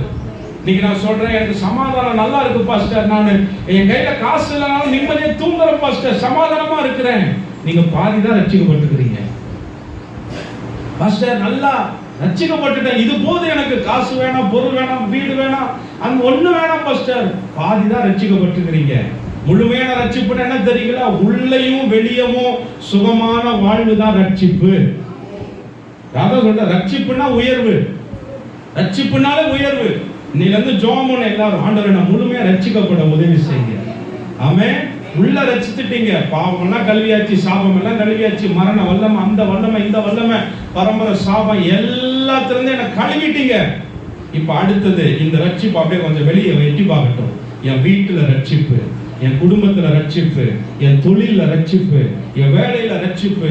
நான் இயேசுவின் நாமத்தில் உயர்த்தப்பட வேண்டும். ஆமென். அல்லேலூயா, அல்லேலூயா, ஆமென். உயர்த்தப்படணும். சோ இதுதான் முதல் ரட்சிப்பு. அல்லேலூயா. இரண்டாவது ஒரு காரியத்தை நாம தியானிக்க போகிறோம். கர்த்தர் நல்லவராக இருக்கிறார். எத்தனை பேரோட ஆண்டவர் பேசிட்டு இருக்கிறாரு? இப்ப படிச்ச அந்த வசனத்துக்கே வருவோமா? யோபு 5வது அதிகாரம் 10வது வசனம். தாழ்ந்தவர்களை உயரத்தில் வைத்து அந்த துக்கிக்கிறவர்களை ரட்சிக்கிறார். அது முதல் ரட்சிப்பு. ரட்சிப்பு உயர்வு, முதல் உயர்வு ரட்சிப்பு. இப்ப மேல் வசனம் சொல்றது தாழ்ந்தவர்களை எங்க வைக்கிறாராம்? இப்ப இரண்டாவது ஒரு உயர்வு என்ன அப்படின்னா, அந்த இடத்துல தாழ்ந்தவர்களை உயரத்தில் வைத்து, அது ஆங்கில மொழிபெயர்ப்பு இப்படி சொல்லுகிறது, he gives prosperity to the poor. ஏழ்மையா இருக்கிறவர்களுக்கு ஐஸ்வர்யத்தை கொடுக்கிறார். இரண்டாவது உயர்வு என்ன தெரியுங்களா? ஐஸ்வர்யம். எல்லாரும் சொல்லுங்க, இரண்டாவது உயர்வு என்ன? முதல் உயர்வு என்ன? யோசிச்சுட்டு இருக்கீங்க. முதல் உயர்வு என்ன? ரட்சிப்பு. இரண்டாவது உயர்வு என்ன?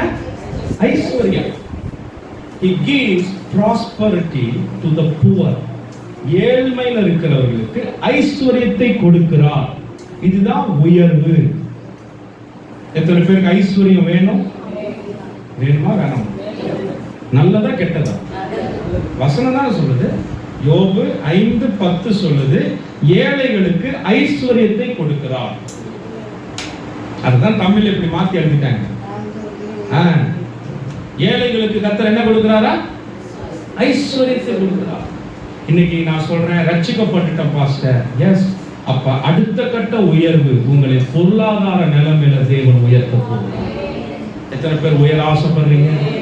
மேல வரணும்னு எத்தனை பேர் ஆசைப்படுறீங்க?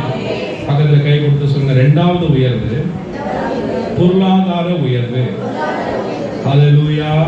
இரண்டாவது உயர்வு என்னது? பொருளாதார உயர்வு. கர்த்தர் உங்களுக்கு அதை கொடுக்க விரும்புகிறார். கர்த்தர் நல்லவராக இருக்கிறார். ஆமென். அதுதான் நம்ம படிச்சோம் இல்ல இங்க ஏசாயா 1 சாமுவேல் 2:8, சிறியவனை புழுதியிலிருந்து எடுத்து எளியவனை குப்பையிலிருந்து உயர்த்துகிறார். இப்ப முதல் உயர்வு தூக்கிட்டார், குப்பையிலிருந்து தூக்கிட்டார், புழுதியிலிருந்து தூக்கிட்டார். இப்ப அடுத்தது என்ன பண்றாரு? அவர்களை பிரபுக்களோடு உட்கார பண்ணுகிறார், மகிமையுள்ள சிங்காசனத்தை சுதந்திரிக்க பண்ணுகிறார். இதுதான் இரண்டாவது உயர்வு. பிரபுக்களோட உட்காரணும். பிரபுக்கள்னா ஆளுகிறவர்களோட நீங்களும் போய் உட்காரணுமா? அல்லேலூயா. ஊர் தலைவருங்க 10 பேர் உட்கார்ந்து இருந்தா அந்த 10 பேருக்கு நடுவில் நீங்களும் ஒரு ஆள் உட்காரணும். போய் எம்எல்ஏக்கெல்லாம் இருக்கிற இடத்துல நீங்களும் முக்கியமான ஒரு ஆளா போய் உட்காரணும். அமைச்சர்கள், அதுதான் அதோட அர்த்தம். பிரபுக்கள்னா யாரு? பிரபுக்கள்னா யாரு? ஆளுகிறவர்கள், ஆட்சி செய்கிறவர்கள் தான் பிரபுக்கள். இங்க கர்த்தர் சொல்றாரு, பிரபுக்களோட உன்னை நான் உட்கார வைப்பேன், ஆளுகிறவர்களோட உன்னை உட்கார வைப்பேன். இந்த வசனத்தை நான் ரொம்ப ஆழமா விசுவாசிக்கிறேன். நம்ம சபையில நம்ம விசுவாசிகள் எல்லாம் ஏசப்பா இப்படிப்பட்ட உயர்வுக்குள்ள கொண்டு போவாராக. ஆமென். நல்ல ஆமா, பெரிய சக்திகள் இவங்களா, பெரிய மனிதர்கள் இவங்களான்னு உலகம் யாரெல்லாம் பார்த்ததோ அவர்களுக்கு மேலாக கர்த்தர் உங்களை உயர்த்தணும், மேல கர்த்தர் கொண்டு வரணும். இதுதான் இரண்டாவது உயர்வு. என்ன தெரியுங்களா? ஐஸ்வர்யம், பொருளாதார செழிப்பு. இது நல்லது. இதுக்கு முன்னாடி நீங்க என்ன செய்தி கேட்டீங்கன்னு எனக்கு தெரியல. ஆனா நம்ம சபையில நம்ம இதை ரொம்ப தெளிவா பேசிட்டு இருக்கிறோம். பேசுறதுனாலே நிறைய பேர் ஆசீர்வதிக்கப்படுறாங்க. ஆமா, பேசுனாதான் அற்புதம் நடக்கும், பேசலன்னா நடக்காது. சில பேர் பணத்தை பத்திலாம் பிரசங்கம் பண்ணக்கூடாது, ஆசீர்வாதம் செழிப்பை பத்திலாம் பேசக்கூடாது. அதெல்லாம் தானா வரும். எப்படி தானா வரும்? எப்படி தானா வரும்? அல்லேலூயா. உங்களுக்கு பசிக்குது, தானா வருமா சாப்பாடு? என்ன வரணும்? ஒன்று வீட்டில் இருக்கிறவங்க யாருக்காவது சொல்லணும், எனக்கு பசிக்குது சாப்பாடு போடுங்க நீங்க சொல்லணும். இல்ல வீட்டில் யாருமே நீங்களே எழுந்துச்சு போய் என்ன பண்ணணும்? போட்டு சாப்பிடணும். எதுவுமே தானா வராது. பக்கத்துல பார்த்துக்கணும், தானாலாம் எதுவும் வராது. அதுக்கெல்லாம் ஜோம் பண்ணக்கூடாதுங்க, அந்த ஆண்டவரா பார்த்து கொடுப்பாரு. சரி, இப்போ இவ்வளோ நாள் ஆண்டவர் எவ்வளோ கொடுத்துருக்காரு உனக்கு சொல்லு அப்படின்னா ஒன்றும் இல்லைன்ற. அப்ப கேளுங்கள் கொடுக்கப்படும் ஏன் சொல்லியிருக்கிறாரு? கேளுங்கள் கொடுக்கப்படும், தட்டுங்கள் தேடுங்கள். அப்ப தேடணும், தட்டணும், கேட்கணும். அப்ப ஐஸ்வர்யத்தை தாரும்னு கேட்கணும், ஐஸ்வர்யத்தை தட்டணும். எல்லாம் சொல்லுங்க, ஐஸ்வர்யத்தை கேட்கணும். சொல்லுங்க சொல்லுங்க, ஐஸ்வர்யத்தை கேட்கணும், ஐஸ்வர்யத்தை தட்டணும். மூணாவது, ஐஸ்வர்யத்தை கண்டுபிடிக்கணும், தேடணும். கண்டடைவீர்கள், தேடுங்கள். இதெல்லாம் தப்பு கிடையாது, பைபிள் தான் சொல்லுது. பைபிள் ஒரு வசனத்தை வாசிக்கலாமா? கர்த்தர் நல்லவராயிருக்கிறார். நீதிமொழிகள் 10வது அதிகாரம் 15வது வசனம். நீதிமொழிகள் 10:15 வாசிங்க. நீதிமொழிகள் 10:15. ஐஸ்வர்யவானுடைய பொருள் அவனுக்கு அரணான பட்டணம், ஏழைகளின் வறுமையோ அவர்களை கலங்க பண்ணும். ஆமென். எடுத்துட்டீங்களா? ஐஸ்வர்யவானுடைய பொருள் அவனுக்கு அரணான பட்டணம். அப்படின்னா சேஃப்டி போட்டிருக்கு, பாதுகாப்பு. ஐஸ்வர்யம் ஒரு மனிதனுக்கு பாதுகாப்புன்னு நான் சொல்லல, வேதம் சொல்லுகிறது. ஐஸ்வர்யம் என்னவா? சொல்லுங்க, ஐஸ்வர்யம் என்னது? நான் கேட்கிறேன், எத்தனை பேர் பாதுகாப்பா இருக்கிறீங்க? அப்படின்னு என்ன அர்த்தம்? ஐஸ்வர்யம் இருந்தா நீங்க எப்படி இருக்கிறீங்க? சொல்லுங்க. இதெல்லாம் யாரும் பேச மாட்டேன்றாங்க. அதனால நம்ம யார்கிட்டயுமே அது இல்ல. எது இல்ல? ஐஸ்வர்யம் இல்ல. ஏன்னா பாதுகாப்பு இல்லாம இருக்கிறாங்க. இன்னைக்கு கர்த்தரோட பேசுறாரு. ஐஸ்வர்யம் ஒரு மனுஷனுக்கு அரணான பட்டணம். ஐஸ்வர்யவானுடைய பொருள் அவனுக்கு அரணான பட்டணம். அரண்னா பாதுகாப்பு. மதில் இருக்குல்ல, காம்பவுண்ட் செவர் இருக்குல்ல, காம்பவுண்ட் செவர். வீட்டை சுத்தி என்ன கட்டுவாங்க? அது எதுக்கு கட்டுறாங்க? அதுதான் அரண். அந்த காலத்துல எல்லாம் பெரிய பெரிய கோட்டை மாதிரி ஊருக்கு வெளியில கட்டுவாங்க. எரிகோ கோட்டை, அது மாதிரி பெரிய கோட்டையா கட்டுவாங்க. அரண் அது வந்து ஊரையே பாதுகாக்கும். இன்னைக்கு நான் சொல்றேன், உங்களை பாதுகாப்பதற்காக கர்த்தர் ஐஸ்வர்யத்தை கொடுக்கிறார். உங்களுக்கு அது தேவை, உங்களுக்கு வேணும். அது வேணான்னு யாரும் ஒதுக்காதீங்க. ஆமென். அது இருக்கும்போது நீங்கள் பாதுகாப்பா இருப்பீர்கள். அதான் சொல்லிட்டல, முதல்ல எது உயர்வு? ரட்சிப்பு. அப்ப இதுதான், மற்ற எதுவுமே தேவை.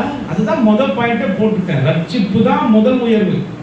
நான் ரட்சிக்கப்பட்டுட்டேன், இதுதான் ஃபர்ஸ்ட். ஏசப்பா தான் என் தெய்வம். அவரை விட்டு பின்னாடி ஒரு வாழ்க்கையே கிடையாது. முன்னாடி வச்ச காலம் பின்னாடி வைக்கவே மாட்டேன். என்ன வந்தாலும் இயேசு தான் என் தெய்வம். அவ்வளவுதான், நின்னுட்டேன், ஸ்ட்ராங்கா நின்னுட்டேன். வேற வேற வேற வேற வழியே இல்லை எனக்கு. திரும்பியே பார்க்க மாட்டேன். ஏன்னா குப்பையில இருந்தேன், புழுதியில இருந்தேன். என்னை கழுவி என்னை நல்லவனா மாத்தி மேல வச்சுட்டாரு, நீதிமானா மாத்தி மேல வச்சுட்டாரு. அவ்வளவுதான், முதல் உயர்வு வந்துருச்சு. எல்லாரும் உயர்த்தப்பட்டுட்டோம். ரட்சிக்கப்பட்டதுனால நம்ம என்ன ஆயிட்டோம்? உயர்த்தப்பட்டுட்டோம். இப்ப இதோட ஆண்டவர் விடல நம்மள. நீ ரட்சிக்கப்பட்ட, நீ மேல வந்துட்ட. இது மட்டும் என் சித்தம் இல்ல, உன்னை நான் பிரபுக்களோட உட்கார வைக்கணும், உன்னை நான் மேல உட்கார வைக்கணும். அப்ப உனக்கு ஐஸ்வர்யங்கள், செல்வங்கள் தேவை. பொருளாதார ஆசீர்வாதம் உயர்ந்த ஸ்தானம், அதை நீங்க விரும்பணும். அல்லேலூயா. இன்னொரு வசனத்தை வாசிக்கலாமா?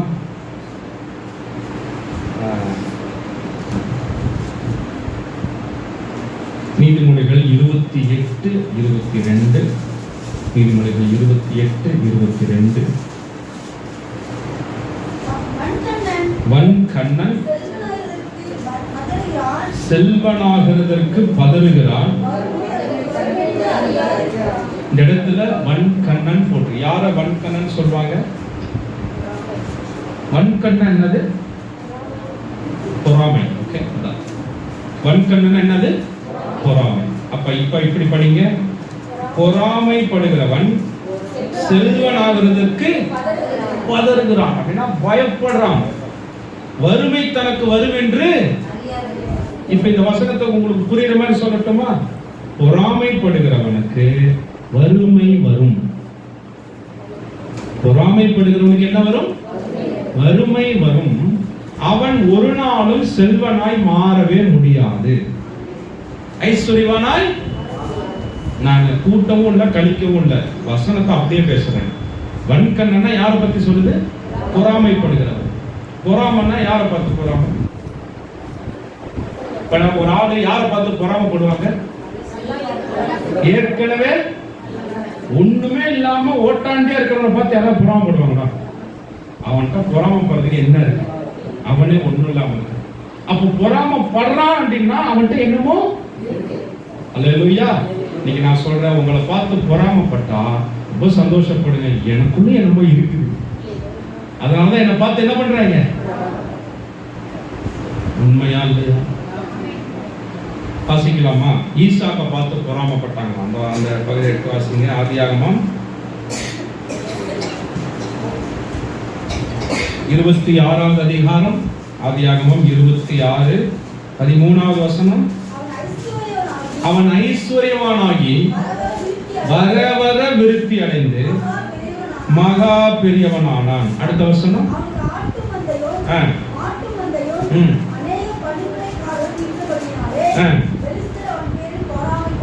பாத்தீங்களா?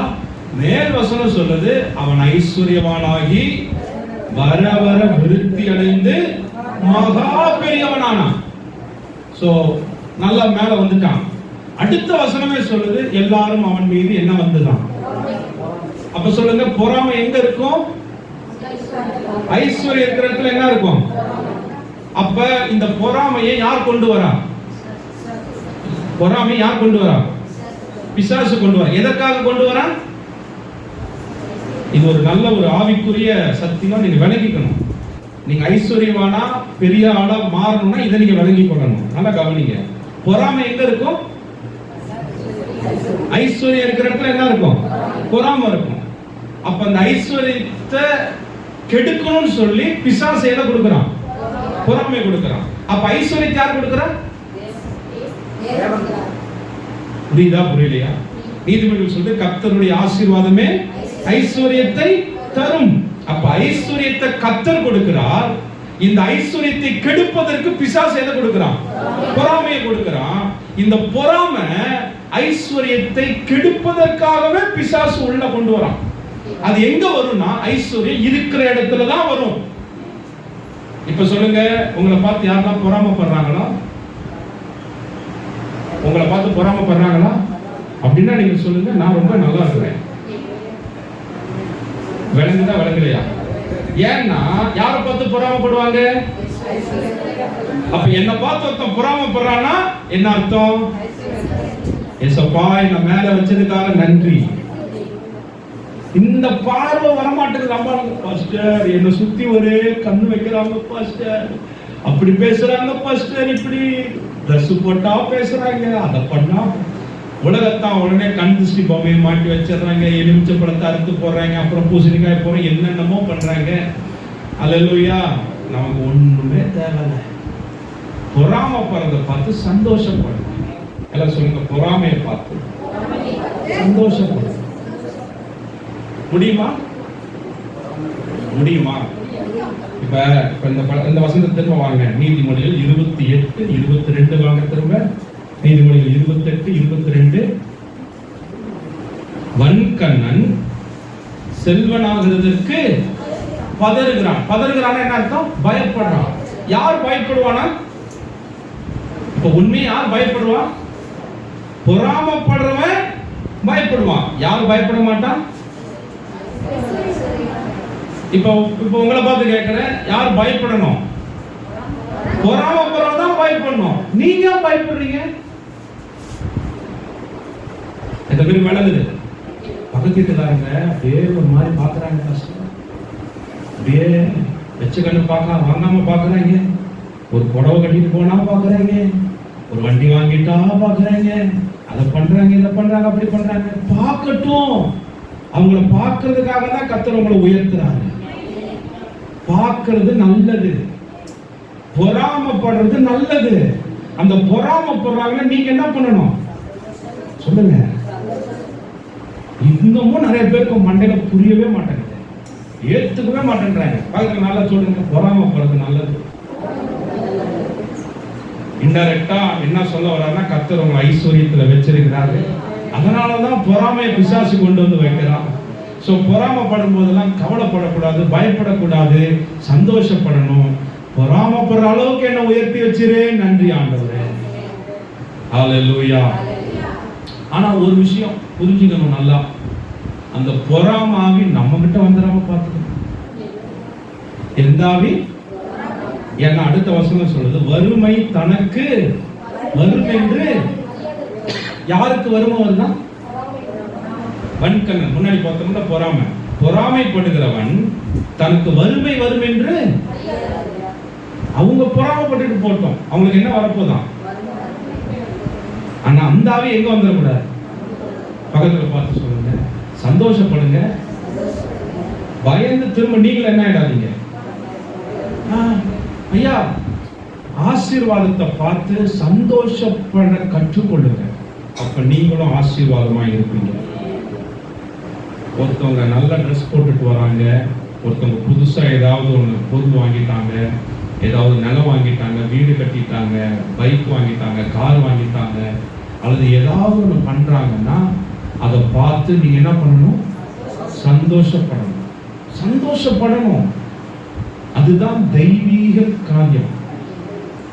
ஒரு மாதிரி எனக்கு கிறுக்குங்குது மனசு, என் கூடவே இருந்தாங்க, அவங்க வீடு கட்டிட்டாங்க, நான் ஒண்ணு இல்லாம இப்படி உட்கார்ந்துட்டு இருக்கிறேங்க அப்படின்ற ஒரு எண்ணம் வந்துருச்சுன்னா போச்சு.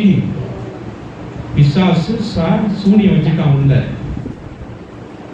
பிசாசு எங்க வச்சுட்டான்? பொறாமை வேற எங்கே வைக்கிற, நமக்குள்ளே வச்சுட்டான். இது ஐஸ்வர்யத்தை கெடுத்து விடும், ஐஸ்வர்யத்தை அழித்து விடும். இதுல ரொம்ப ஜாக்கிரதையா இருக்கணும். நீங்க அதை பார்த்து பயப்படக்கூடாது, அதை பார்த்து கலங்கக்கூடாது, அதை பொருட்படுத்தவே கூடாது. அதே நேரம் எனக்குள்ளே அந்த பொறாமை வந்துடாம நான் என்ன பண்ணிக்கிறேன் சொல்லுங்க, பாதுகாத்துக்கணும். நான் சின்ன வயசுல இருந்து எனக்கு ஒரு பாஸ்டர் அழகா எனக்கு கற்றுக் கொடுத்துட்டாரு. ஒரு பாஸ்டர் சின்ன வயசுல யாராவது உன்னை விட சூப்பரா பாடுனா, உன்னை விட பெஸ்டா பண்ணா, ரொம்ப நல்லா இருக்கு, உன் கண்ணுக்கு ரொம்ப அழகா தெரியுது, ஏதாவது ஒரு விஷயம் ரொம்ப நல்ல விஷயம் தெரிஞ்சிச்சுன்னா எல்லாருக்கும் முன்னாடி முதல்ல நீ போய் கை கொடுத்து அவங்கள பாராட்டிடு. அப்ப நீ பொறாமையிலிருந்து தப்புவிக்கப்படுவாய்.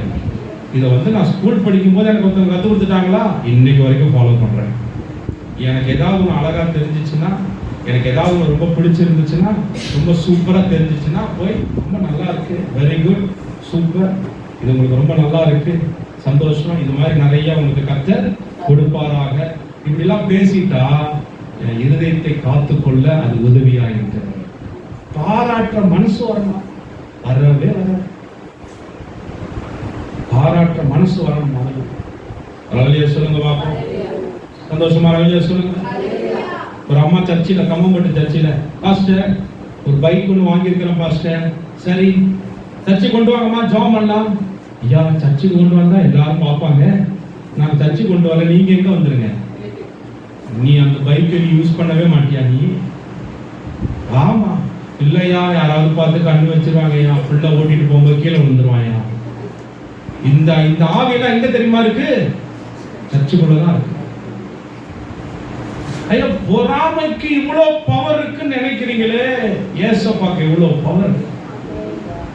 பிசாச பெரிய ஆளா பாக்குறாங்க, பிரச்சனைய பெரிய ஆளா பாக்குறாங்க. ஏசப்பா அவர் பாவம் கல்வாரியில தொங்கிட்டு இருக்கிறார், அவருக்கு இப்படி பாக்குறாங்க. வசனம் சொல்றது, உலகத்தில் இருக்கிறவனிலும் உங்களுக்குள்ள இருக்கிற இயேசு பெரியவர். என்னைக்கு இந்த பார்வை வருதோ எதை பத்தியும் பயப்பட மாட்டீங்க, எதை குறிச்சு கலங்க மாட்டீங்க, எதை குறிச்சுமே பயப்பட மாட்டீங்க, உங்களுக்கு பயமே வராது. அழகிய சொல்லுங்க பாப்பா, அழகிய சொல்லுங்க பாப்பா. அப்ப எல்லாரும் சொல்லுங்க, பாராட்ட கற்றுக்கொள்ளுங்க. பாராட்டுனா ஐஸ்வர்யம் வரும். சொல்லுங்க எல்லாரும் சொல்லுங்க, பாராட்டுனா ஐஸ்வர்யம் வரும். ஆமென். ஐஸ்வர்யம் வரணும். அதான் சொல்லிட்டேன், ஐஸ்வர்யம் கேளுங்கள் கொடுக்கப்படும், தட்டுங்கள் திறக்கப்படும், தேடுங்கள் கண்டடைவீர்கள். அப்ப ஐஸ்வர்யத்தை கேட்கணும். எல்லாரும் சொல்லுங்க, எல்லாரும் சொல்லுங்க. எத்தனை பேர் கேட்பீங்க? தப்பு கிடையாது, தப்பே கிடையாது. நல்லா கேளுங்க. ஆண்டவரே என் ஐஸ்வர்யத்தால நிரப்புங்க, என் குடும்பத்தை ஐஸ்வர்யத்தால நிரப்புங்க, என் பிள்ளைகள் ஐஸ்வர்யத்தால நிரப்புங்க. ரெண்டாவது, ஐஸ்வர்யத்தை தேடணும். தேடணும் தேடணும்னா எங்க? ஊர்ல போய் தேடக்கூடாது, இங்க வசனத்துக்குள்ள போய் எங்கெங்கெல்லாம் ஐஸ்வர்யம் இருக்குது, ஆண்டவர் எங்கெல்லாம் வச்சிருக்கிறாருன்னு இந்த வார்த்தைக்குள்ள போய் தேட தேட தேட தேட அந்த ஐஸ்வர்யத்தை இங்க கண்டுபிடிக்க கண்டுபிடிக்க உங்க வாழ்க்கையில் ஐஸ்வர்யம் உண்டாகி கொண்டே இருக்கும். புரியுதுங்களா? ஐஸ்வர்யத்தை உலகத்துல தேடக்கூடாது, ஐஸ்வர்யத்தை எங்க தேடணும்? ஆமென். நிறைய சாட்சினால சொல்ல முடியும். என்னோட நண்பர் ஒருத்தர் ஒரு சர்ச்சு நடத்துறாரு, சின்ன சர்ச்சுங்க, வெறும் 30-40 பேர் தான் வராங்க. அவர் சொன்னாரா, நம்ம சபை ஒரு பணக்கார சபையா மாறப்போகுது அப்படின்னு சொன்னாராம். அப்படிங்களா பாஸ்டர்? ரொம்ப சந்தோஷம் பாஸ்டர். என்ன பண்ணணும்? ஆனா நீங்களாம் ஒண்ணு பண்ணணும். என்ன பண்ணணும்? பைபிள்ல எங்கெங்கெல்லாம் ஐஸ்வர்யத்தை பத்தி போட்டிருக்குதோ அந்த வசனத்தை எல்லாம் எடுத்து ஒரு நோட்டு போட்டு எல்லாம் எழுதிட்டு வரணும். 1 மாசம் தான் டைம். யாரு முடிக்கிறீங்களோ உங்களுக்கு ஐஸ்வர்யம் வரும்னாங்களாம். யாரும் தூங்கவே இல்லை. எழுது எழுது எழுது. ஏன்னா எழுதுற என்ன வருதான்? எழுதுறா எங்கெங்கெல்லாம் கண்டுபிடி, படி படி படி படி. ஒரே மாசத்துல சர்ச்சில் இருக்கிற எல்லாரும் நோட் எடுத்து என்ன பண்ணாங்கன்னா, எங்கெங்கெல்லாம் ஐஸ்வர்யத்தை பத்தி எழுதப்பட்டிருக்குன்னு எழுது எழுது எழுது எல்லாம் எழுதி நோட்டை கொண்டு வந்து சப்மிட் பண்ணிட்டாங்க. பாஸ்ட் எல்லாத்தையும் பார்த்துட்டு ஜோம் பண்ணி ஒரு உபவாச கூட்டம் வச்சு, இன்னையிலிருந்து என் மக்களுக்கு ஐஸ்வர்யம் உண்டாகட்டும் ஆண்டவரேன்ட்டு ஜோம் பண்ணி அந்த நோட்டை திரும்ப அவங்க கையில கொடுத்து, இனிமே அடுத்த 1 மாசம் என்ன தெரியுமா பண்ணணும்? டெய்லி இதெல்லாம் உட்காந்து படிக்கணும். இந்த அடுத்த ப்ராசஸ் படி. 1 வருஷம் அந்த மாதிரி பண்ணாருங்க. அடுத்த வருஷத்துமே அவங்க சர்ச்சில் 8 பேர் புது வீடு கட்டிட்டாங்க. 8 பேர் புது வீடு கட்டிட்டாங்க. 3 பிள்ளைகளுக்கு, ஏழை மக்களுங்க தன் பிள்ளைக்கு கார் வாங்கி கொடுத்து கல்யாணம் பண்ணாங்க. ஏழைங்க கல்யாணம் தன் பிள்ளைக்கு என்ன வாங்கி கொடுத்துக்கிறாங்க? கார் வாங்கி கொடுத்து நகையெல்லாம் போட்டு கல்யாணம் பண்ணிருக்கிறாங்க. ஆச்சரியம். அந்த பாஸ்டர் சொல்றார், பாஸ்டர் வசனத்துல இவ்வளவு ஐஸ்வர்யம் இருக்குன்னு எனக்கு அன்னைக்கு தான் தெரிஞ்சது. இங்க தேடுங்க, பக்கத்துல பார்த்து சொல்லுங்க, பைபிள்ல ஐஸ்வர்யத்தை தேடுங்க, உங்க வீட்டுல ஐஸ்வர்யம் வரும். இப்ப நம்ம ஐஸ்வர்யத்தை எங்க தெரியுமா தேடுறோம்? வேலை செய்யற இடத்துல அக்காட்ட பணம் இருக்குமா, அண்ணாட்ட பணம் இருக்குமா, பங்காளிட்ட பணம் இருக்குமா, அவங்க தருவாங்களா, இவங்க தருவாங்களான்னு செல்வத்தை ஐஸ்வர்யத்தை எங்க தேடுறோம்? வெளியே தேடுறோம். கர்த்தர் சொல்றார், இங்க தேடுங்க, இதுல தேடுங்க. இங்க எங்கெங்கெல்லாம் இருக்குது அந்த வசனத்தெல்லாம் மனப்பாடம் பண்ணுங்க. சும்மா வந்துருமா ஐஸ்வர்யம்? பிள்ளை போய் சும்மா அப்படியே உட்காந்துட்டு வந்துட்டா பாஸ் ஆயிடுமா? ஸ்கூலுக்கு போற பிள்ளைங்க அந்த ஸ்கூலுக்கு போனா என்ன பண்ண வைக்கிறாங்க? படி, மனப்பாடம் பண்ணு, எழுது, ஒப்பி, இதெல்லாம் ஏன் பண்ண வைக்கிறாங்க? இதெல்லாம் பண்ணாதான் உனக்கு என்ன வரும்? அறிவு வரும். அப்ப படிக்கணும், எழுதணும், மனப்பாடம் பண்ணணும், ஒப்பிக்கணும், அப்பதான் ஐஸ்வர்யம் வரும். விளங்கல? புரியுதா? புரியலையா? செஞ்சு பாருங்க. ஐஸ்வர்யம் வீட்டை வந்து கதவை தட்டும். இன்னொரு வசனத்தை வாசிக்கலாமா? கர்த்தர் நல்லவராயிருக்கிறார். நீதிமொழிகள் 13வது அதிகாரம் 22வது வசனம். நீதிமொழிகள் 13:22.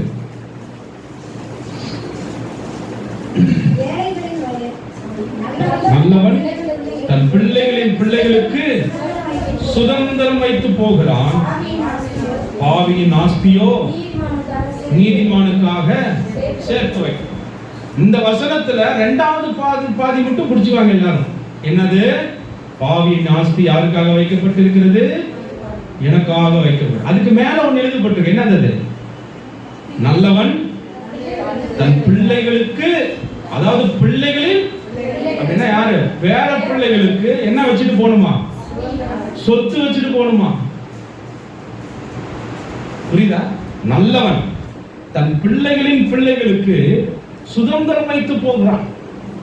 எத்தனை நல்ல பேர் இருக்கிறீங்க? நல்லவங்க இருக்கிறீங்க? நல்லவங்கன்னா யார் நல்லவங்க? பிள்ளைகளுக்கும் பேர பிள்ளைங்க வரைக்கும் சொத்து சேர்த்து வச்சாதான் நல்லவங்க. நான் சொல்லல. அல்லேலூயா. இப்ப சொல்லுங்க, ஐஸ்வர்யம் வேணுமா வேணாமா? செல்வம் வேணுமா வேணாமா? பிள்ளையை பெற்றுக்கிறது முக்கியம் இல்ல, அதுக்கு தேவையானது செய்யணும். நான் இதை குற்றப்படுத்த சொல்லல. ஏன் தெரியுமா? இதெல்லாம் பண்ண முடியல. ஏன்னா நம்ம மனசு என்னாச்சுன்னா, போதும், இதுக்கு மேல என்ன வந்து பத்தாதா? பெண் பிள்ளையா கல்யாணம் பண்ணி கொடுத்தாலே சொல்லி முடிஞ்சது. ஆம்பளை பிள்ளையா ஏதோ ஒரு நிலம் வாங்கணுமா, ஒரு வீடு கட்டணுமா, முடிஞ்சு போச்சு அப்படின்னு நினைச்சிட்டு இருக்கும் போது ஏசப்பா எழுதி வைக்கிறார், 7 பேர பிள்ளைங்க சேர்த்து வச்சியான்றாரு. யாருக்கு சேர்த்து வைக்கணுமா? அல்லேலூயா சொல்லுங்க பாப்போம். ஒரு சாட்சி ஒன்று கேள்விப்பட்டேன். ஒரு சர்ச்சுக்கு போயிருந்தேன். அப்ப ஒரு பாஸ்டர் வந்து இப்படி சொன்னார், பாஸ்டர் என் பிள்ளைக்கு கல்யாணம் ஆகி இது வரைக்கும் ஒரு 7-8 வருஷமாக ஆச்சு, இன்னும் பிள்ளையே இல்லை, குழந்தையே இன்னும் இல்லை, ஜோம் பண்ண, குழந்தைக்காக ஜோம் பண்ணுங்க. இந்த பாஸ்டர் திடீர்னு சிரிச்சுக்கிட்டே கேட்டார், உன் பேர பிள்ளைக்கு நீ என்ன வச்சிருக்கிற அப்படின்னு கேட்டார். அது உன் பேர பிள்ளைக்கு நீ என்ன வச்சுக்கிற அப்படின்னு கேட்டார். பேர பிள்ளைக்கு என்ன வச்சிருக்க? என் பிள்ளைக்கு எல்லாம் வச்சிருக்கிறேன் பாரு. உன் பேர பிள்ளைக்கு என்ன வச்சுக்கிற? பாஸ்டர் பிள்ளைக்கு இருக்கிறதெல்லாம் பேர, உன் பிள்ளைக்கு என்னமோ செய்வான், ஆனா நீ உன் பேர பிள்ளைக்கு என்ன வச்சிருக்கிற? நான் என்ன பண்ணணும்னு சொல்லுங்க. இந்த வசனத்தை தான் காமிச்சாரா. நல்லவன் தன் பிள்ளைகளின் பிள்ளைகளுக்கு சுதந்திரம் வைத்து போவான். உன் பேர பிள்ளைக்கு நீ இப்ப இருந்த வேலை செய்ய ஆரம்பி, சொத்து சேர்த்து வை, பேர பிள்ளை தானா வந்துடும். அப்படிதான் சொன்னாராம். அவர் போய் என்ன பண்ணாராம் பாருங்க, பயங்கரமா ஒரு பிசினஸ் பண்ணிட்டு இருக்கிறார். பண்ணி அதுல வந்த காசுக்கு ஒரு 5 சென்ட் நிலத்தை என்னுடைய பேர பிள்ளைகளுக்கு எழுதி வச்சுட்டாராம். இன்னும் பிள்ளைய பிறக்கல, ஆனா என்ன பண்ணிட்டாரு? எழுதி வச்சுட்டாரு. சொன்னா நம்ப மாட்டீங்க, அடுத்த 1 வருஷத்துல கன்சீவ் ஆயிட்டாங்க. 1 வருஷத்துல கன்சீவ் ஆயிட்டாங்க. பாஸ்டர், ஆமா பாஸ்டர், நீங்க சொன்னது வேலை செய்யுது பாஸ்டர். என் பேர பிள்ளை பிறக்காதப்ப என் பேர பிள்ளைக்கு நான் என்ன பண்ணி வச்சிட்டேன்? சொத்து எழுதி வச்சேன். ஒரே வருஷத்துல ஏசப்பா எனக்கு பிள்ளைய கொடுத்து, பேர பிள்ளைய கொடுத்துட்டாங்க. உங்கள் விசுவாசமே உலகத்தை ஜெயிக்கிற ஜெயம். எத்தனை பேர் ஆசைப்படுறீங்க? உங்களுக்கு வேணும் சொல்லுங்க, பக்கத்தில் பார்த்து சொல்லுங்க, வேணாம்னு ஒதுங்காதீங்க. அந்த காலமெல்லாம் முடிஞ்சு போச்சு. உங்களுக்கு செல்வம் வேணும், ஐஸ்வர்யம் வேணும், அது உங்களுக்கு பாதுகாப்பு. யாருக்கு இப்ப கையேந்திர நிலைமை வரக்கூடாது. எத்தனை பேர் இதெல்லாம் நம்புறீங்க? உதவி வருகிற நேரத்தில் நம்ம யாருக்குமே என்ன பண்ணக்கூடாது? எனக்கு கர்த்தர் எல்லாம் கொடுத்து வச்சிருக்காங்க. எந்த நெருக்கம் வந்தாலும், எந்த இக்கட்டு வந்தாலும் அதை பார்த்து கொள்ளக்கூடிய, மேற்கொள்ளக்கூடிய கிருபையை கர்த்தர் கொடுத்திருக்காங்க. அதனால்தான் வசனம் சொல்லுது, ஐஸ்வர்யம் அரணான பட்டணம், அது பாதுகாப்பு. ஒரு அல்லேலூயா சொல்லுங்க பாப்போம். ஆமென் சொல்லுங்க. என்னுடைய நண்பர் அவரு பாஸ்டா இருக்கிறார். பாருங்க, என் நண்பர்கள்லாம் எப்படி இருக்கிறாங்கன்னு பார்த்தீங்களா? அந்த மாதிரி நானே தேடி தேடி வச்சுக்கிறேன். என் நண்பர் ஒரு பாஸ்டர், அவர் சொல்றாரு, இந்த சர்ச்சில் உன் பிள்ளைக்கு நீ கடன் வாங்கி கல்யாணம் பண்ணா நீ ரட்சிக்கப்பட்ட ஆளே கிடையாது. என்ன பாஸ்டர் இப்படி சொல்றீங்க? அவர் ஒரு நோட்டு போட்டு பெண் பிள்ளைங்க பேரெல்லாம் எழுதி, சின்ன சின்ன சர்ச்சு தான் அவர்தான், பெண் பிள்ளைங்க பேரெல்லாம் எழுதி நோட்டு போட்டு, உன் பிள்ளைக்கு 15 வயசு ஆகும்போதே உன் பிள்ளை கல்யாணத்துக்குன்னு காசு சேர்த்து வைக்க ஆரம்பி. எப்ப இருந்து? 15 வயசுல இருந்து காசு சேர்த்து வைக்க ஆரம்பிச்சேன்னா 23 வயசு ஆகுதோ 25 வயசு ஆகுதோ எத்தனை வயசுனா கல்யாணம் பண்ணு. நீ 5 வருஷம் சேர்த்து வச்சாலும் குறைஞ்சபட்சம் 3 லட்சம் என்ன பண்ணிடலாம்? சேர்த்து வைக்க முடியுமா? முடியாது. முடியுமா? முடியாது. எப்படியா இருந்தாலும் உன் பிள்ளைக்கு நீ என்ன பண்ண போற? பண்ணதானே போற. அப்ப எப்ப இருந்து வேலையை ஆரம்பி? 15 வயசுல இருந்து ஆரம்பி. கரெக்டா கல்யாணம் பண்ற வயசுல உன் கையில காசு இருக்கும், 1 பைசா கடன் இல்லாம நீ என்ன பண்ணலாம்? இப்படிதான் ஒரு பாஸ்டர் சர்ச்சை ட்ரில் எடுத்துட்டு இருக்கிறாரு. உங்களை நான் ட்ரில் எடுக்கணும்னு நினைக்கிறேன். நான் எத்தனை பேர் எல்லாம் சரின்றீங்க? ஆமாவா இல்லையா? சொல்லுங்களேன், உண்மையா இல்லையா? ஆமே. அந்த சர்ச்சில் ஒரு அம்மா பேதுரு யாருன்னா முந்திரி கொட்டல அந்த அம்மா, அந்த குழந்தைக்கு 2 வயசு ஆகுதா. அதுக்கு அடுத்த நாளே போய் போஸ்ட் ஆபீஸ்ல போய் அக்கௌண்ட் ஓபன் பண்ணி மாசம் 500 ரூபாய் போட ஆரம்பிச்சிச்சான். குழந்தைக்கு இப்பதான் 2 வயசு. எதுக்குமா அது? நீங்க தான் சொன்னீங்கன்னா கல்யாணத்துக்குன்னு. என்னாலலாம் 1000 5000 போட முடியாது. என்னால என்னதான் போட முடியும்? 500 ரூபாய். 2 வயசுல இருந்து போட்டேன்னா போட்டுருவோம் நான். இதுக்கு பேரு ஞானம். எல்லாம் சொல்லுங்க. உங்களுக்கு எல்லாம் ஆண்டவர் காசு கொடுக்கலன்னு சொல்லாதீங்க. கொடுக்குறார், எக்கச்சக்கமா கொடுக்குறார். சொல்லுங்க பக்கத்துல பார்த்து, கொடுக்கலலாம் சொல்லாதீங்க. பொய்யது. என்னது? சத்தமா சொல்லுங்க. இந்த கேள்வி ஆண்டவர் என்ன பார்த்து சொன்னார். வெளியே யாருக்குமே சொல்லாதீங்க, ஆண்டவர் மகிமைக்காக சொல்லணும். அல்லேலூயா. தம்மம்பட்டியில நான் உட்காந்துட்டு இருந்த வரைக்கும் அம்மா என்ன இருந்தாலும் அப்பா பார்த்துக்கார், அப்பா பார்த்து அப்படியே இருந்தேன். ராசிபுரம் ஆண்டவர் புஷ் பண்ணி போய் உட்கார வச்சா இருப்பாங்க. உட்காந்து என்னோட நோட்டெல்லாம் எடுத்து வரவு செலவு கணக்கெல்லாம் பார்ப்பேன், எல்லாம் பண்ணுவேன். ஒரு மாசத்துக்கு ஆல்மோஸ்ட் குறைஞ்சபட்சம் 40,000 ரூபாய்க்கு மேல ஆண்டவர் என் தேவையை கற்று சந்திக்கிறார். எப்படி வருதுன்னு தெரியல, எங்க போகுதுன்னு தெரியல. ஆனா ஒரு மாசமும் லேக்கிங் இல்லை, குறையே இல்லை. இந்த மாசம் என்னால முடியலைங்க, அடுத்த மாசம் பண்ணிக்கிறேங்க. ஏசப்பா எல்லாத்தையும் தெளிவா பண்றாரு, திட்டமா பண்றாரு. ஒன்னே ஒண்ணு என்ன தெரியுங்களா? ஞானமா. உங்கள்கிட்ட எதுவுமே காசு இல்லைன்னு சொல்லாதீங்க, கொடுக்குறாங்க. உங்களுக்கு நிறைய வகையில கர்த்தர் கொடுக்குறாங்க. எத்தனை பேர் அதெல்லாம் விசுவாசிக்கிறாங்க? சத்தமா அல்லேலூயா சொல்லுங்க, உற்சாகமா அல்லேலூயா சொல்லுங்க. அன்னைக்கு ஒரு தம்மம்பட்டியில ஒரு வீட்டுக்கு ஜபத்துக்கு போனேன். எல்லாம் பண்ணிட்டு செவ்வாய்க்கிழமை அங்கே வார சந்தை ராசிபுரத்தில். ஸோ செவ்வாய்க்கிழமை ஆனால் நாங்கள் சந்தைக்கு போய் நானும் சொல்லியும் ஒரு வாரத்துக்கு தேவையான எல்லாத்தையுமே வாங்கி என்ன பண்ணுவோம், வச்சுக்குவோம். அது எங்களுக்கு ரொம்ப ஈஸியாக இருக்குது. நானும் அடிக்கடி வெளியே வந்ததுனால டெய்லி போய் என்னால் என்ன பண்ண முடியாது, வாங்க முடியாது. ஸோ சொன்னால் நம்ப மாட்டேங்க, இருக்கிற குடும்பங்களும் சொல்கிறேன். நான் சின்ன வயசு தான் எனக்கு. நாங்கள் 5 பேருங்க வீட்டில். 150 ரூபாய்க்கு வாங்கினா ஒரு வாரத்துக்கு ஓடுது. என்னது? 150 ரூபாய்க்கு தான் வாங்குறேன், ஒரு வாரத்துக்கு வண்டி ஓடுது. நல்லா சாப்பிட்றோம். பிள்ளைங்களுக்குலாம் கீரை, வெஜிடபிள், பொரியல் இல்லாமல் சாப்பாடு இல்லை. காலையில் பொரியல், மதியம் பொரியல், நைட்டு பொரியல், நல்ல ஹெல்தி ஃபுட்டாக கொடுக்குறோம். அதே மாதிரி ராகு, கேழ்வரகு, கம்பு, கோதுமை எல்லாத்தையும் பல்காக வாங்கி என் வேலை அது அரைச்சி மூட்டை கட்டி பக்காவாக எல்லாம் எடுத்து வச்சுக்கிறேன். பிள்ளைங்களுக்கு கம்பு கொடுக்குறேன், கேழ்வரகு கொடுக்குறேன், கம்மஞ்சோறு கொடுக்குறேன், எல்லாமே கொடுக்குறோம். இது எல்லாமே கொடுக்குறோம், செலவே இல்லை. அதான் சொல்லல, கர்த்தர் எதையுமே கொடுக்காமலாம் இல்லை. காலையில் பார்த்து சொல்ல நல்லா கொடுக்குறாரு, சரியா பயன்படும். இது பிரசங்கமா இது என்னன்னு எனக்கு தெரியல, என்னமோ ஓடுது சொல்றேன், யாருக்கும் ஆண்டவர் பேசுறாரு, அவ்வளவுதான். ஹல்லேலூயா. கர்த்தர் நல்லவர்.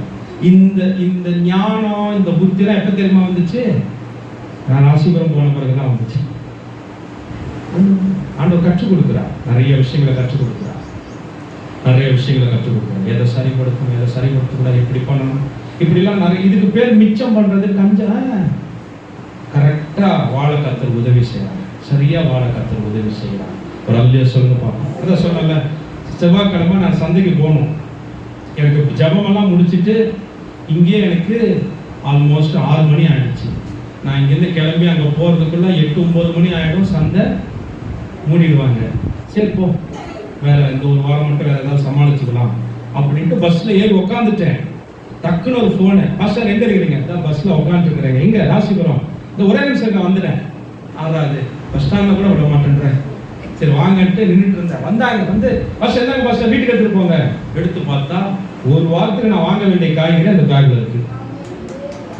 நான் போய் வாங்கணும்னு நினைச்சேன். நீ ஏன்டா கஷ்டப்படுற, இங்கிருந்து எடுத்துட்டு போ அப்படின்னு. கர்த்தர் வந்து அதான் உண்மையுள்ளவன் பரிபூர்ண ஆசீர்வாதங்களை பெறுவான். ஸோ கர்த்தர் கொடுக்கறத ஞானமா பயன்படுத்த ஆரம்பிக்கணும். அப்ப இதெல்லாம் நான் வச்சு என்னங்க பண்ணணும் அப்படின்னா, கர்த்தர் கொடுக்கிற ஐஸ்வர்யத்தை நீங்க பயன்படுத்த பயன்படுத்த பயன்படுத்த உங்களுக்கு இன்னும் செல்வங்களும் ஐஸ்வர்யங்களும் உங்களை தேடி வராங்க. இந்த ஒரே ஒரு வசனத்தை சொல்லி நம்ம ஜெபம் பண்ணலாமா? எத்தனை பேரோட ஆண்டவர் பேசுறாரு? ஆசீர்வாதமா இருக்குங்களா? நீதிமொழிகள் 11:14-23 வாசிக்கலாமா? நீதிமொழிகள் 14:23. சகல பிரயாசத்தினாலும் பிரயோஜனம் உண்டு. உதடுகளின் பேச்சோ வறுமையை மாத்திரம் தரும். சகல பிரயாசங்களிலும் என்ன உண்டு? பிரயோஜனம் உண்டு. உதடுகளின் பேச்சோ வறுமையை மாத்திரம் தரும். ஹல்லேலூயா. ரொம்ப அழகா அந்த வார்த்தைகள் எல்லாம் நீதிமொழிகள் எழுதி வச்சுக்கிறாங்க. இதை நான் இங்கிலீஷ்ல உங்களுக்கு வாசிக்கிறேன். In all hard work there is profit. அந்த இடத்துல பிரயோஜனம் உண்டுன்னு போட்டிருக்குல்ல. ப்ராஃபிட்னா என்னது? வருமானம் இல்ல. ப்ராஃபிட்னா என்னது? வருமானம். எதுல வருமானம் உண்டு? பிரயோஜனம். பிரயோஜனம் போட்டிருக்கு. ஒரு மொழிபெயர்ப்பு என்ன போட்டிருக்குன்னா, ஹார்ட் ஒர்க், வேலையில பிரயோஜனம் உண்டா. நல்லா கவனிங்க, வேலை செய்யறவங்களுக்குலாம் நல்லா சொல்றேன். இதுல என்ன வருமானம் வரும்னு பார்த்து வேலை செய்யணும். புரியுதா புரியலையா? சும்மா வேலை செய்யக்கூடாது. ஏதோ ஒன்று கிடைச்சா போதும் வேலை செய்யக்கூடாது. ப்ராஃபிட் இருக்கிற வேலையா பார்த்து செய்யணும். உன் கைகளின் பிரயாசத்தை நீ சாப்பிடுவாய், உனக்கு பாக்கியமும். அல்லேலூயா. அப்ப வேலை செய்யறதுக்கு முன்னாடி நல்லா ஜெபம் பண்ணி, இன்னைக்கு நான் எங்க வேலைக்கு போகணும், என்ன பண்ணணும், எவ்வளவு சம்பாதிக்கணும், எதை விற்கணும், எந்த வேலை பண்ணணும், ஏது பண்ணணும்னு ஜெபம் பண்ணி தீர்க்கமா ஆண்டவர்கிட்ட வார்த்தை கேட்டு அதுக்கப்புறம் அந்த வேலை செஞ்சீங்கன்னா அதுல நீங்க நல்ல வருமானத்தை பார்ப்பீங்க. வருமானம் நஷ்டமே வராதுங்க. தேவ பிள்ளைகள் வந்து வேலை பண்றோம் பாஸ்டர் வருமானமே வரல அப்படின்னா அவங்க வந்து சரியா ஜெபிக்கலன்னு. ஆண்டவரே நான் வேலைக்கு போறேன் ஆசீர்வதின்னு போறதுக்கு முக்கியம் இல்லை, போலாமா வேணாமா. இன்னைக்கு போன கர்த்தர் சொன்னா போய் வேலை செய்யுங்க. இல்லையா பேசாம வீட்டுல உட்காந்துருங்க. ஏன்னா அவர் சொல்லி போனீங்கன்னா அதுல நீங்க எதிர்பார்க்காத வருமானத்தை அங்க பாப்பீங்க. ஆமென். விளங்குதுங்களா அவருக்கு? இதெல்லாம் வழிகள். அதான் சொன்னல, ஐஸ்வர்யத்தை எங்க தேடணும்? இதுல தேடினீங்கன்னா உங்களுக்கு கர்த்தர் காண்பிச்சு கொடுப்பாரு, உங்களுக்கு கற்றுக் கொடுப்பாரு. இதுல தேடுங்க.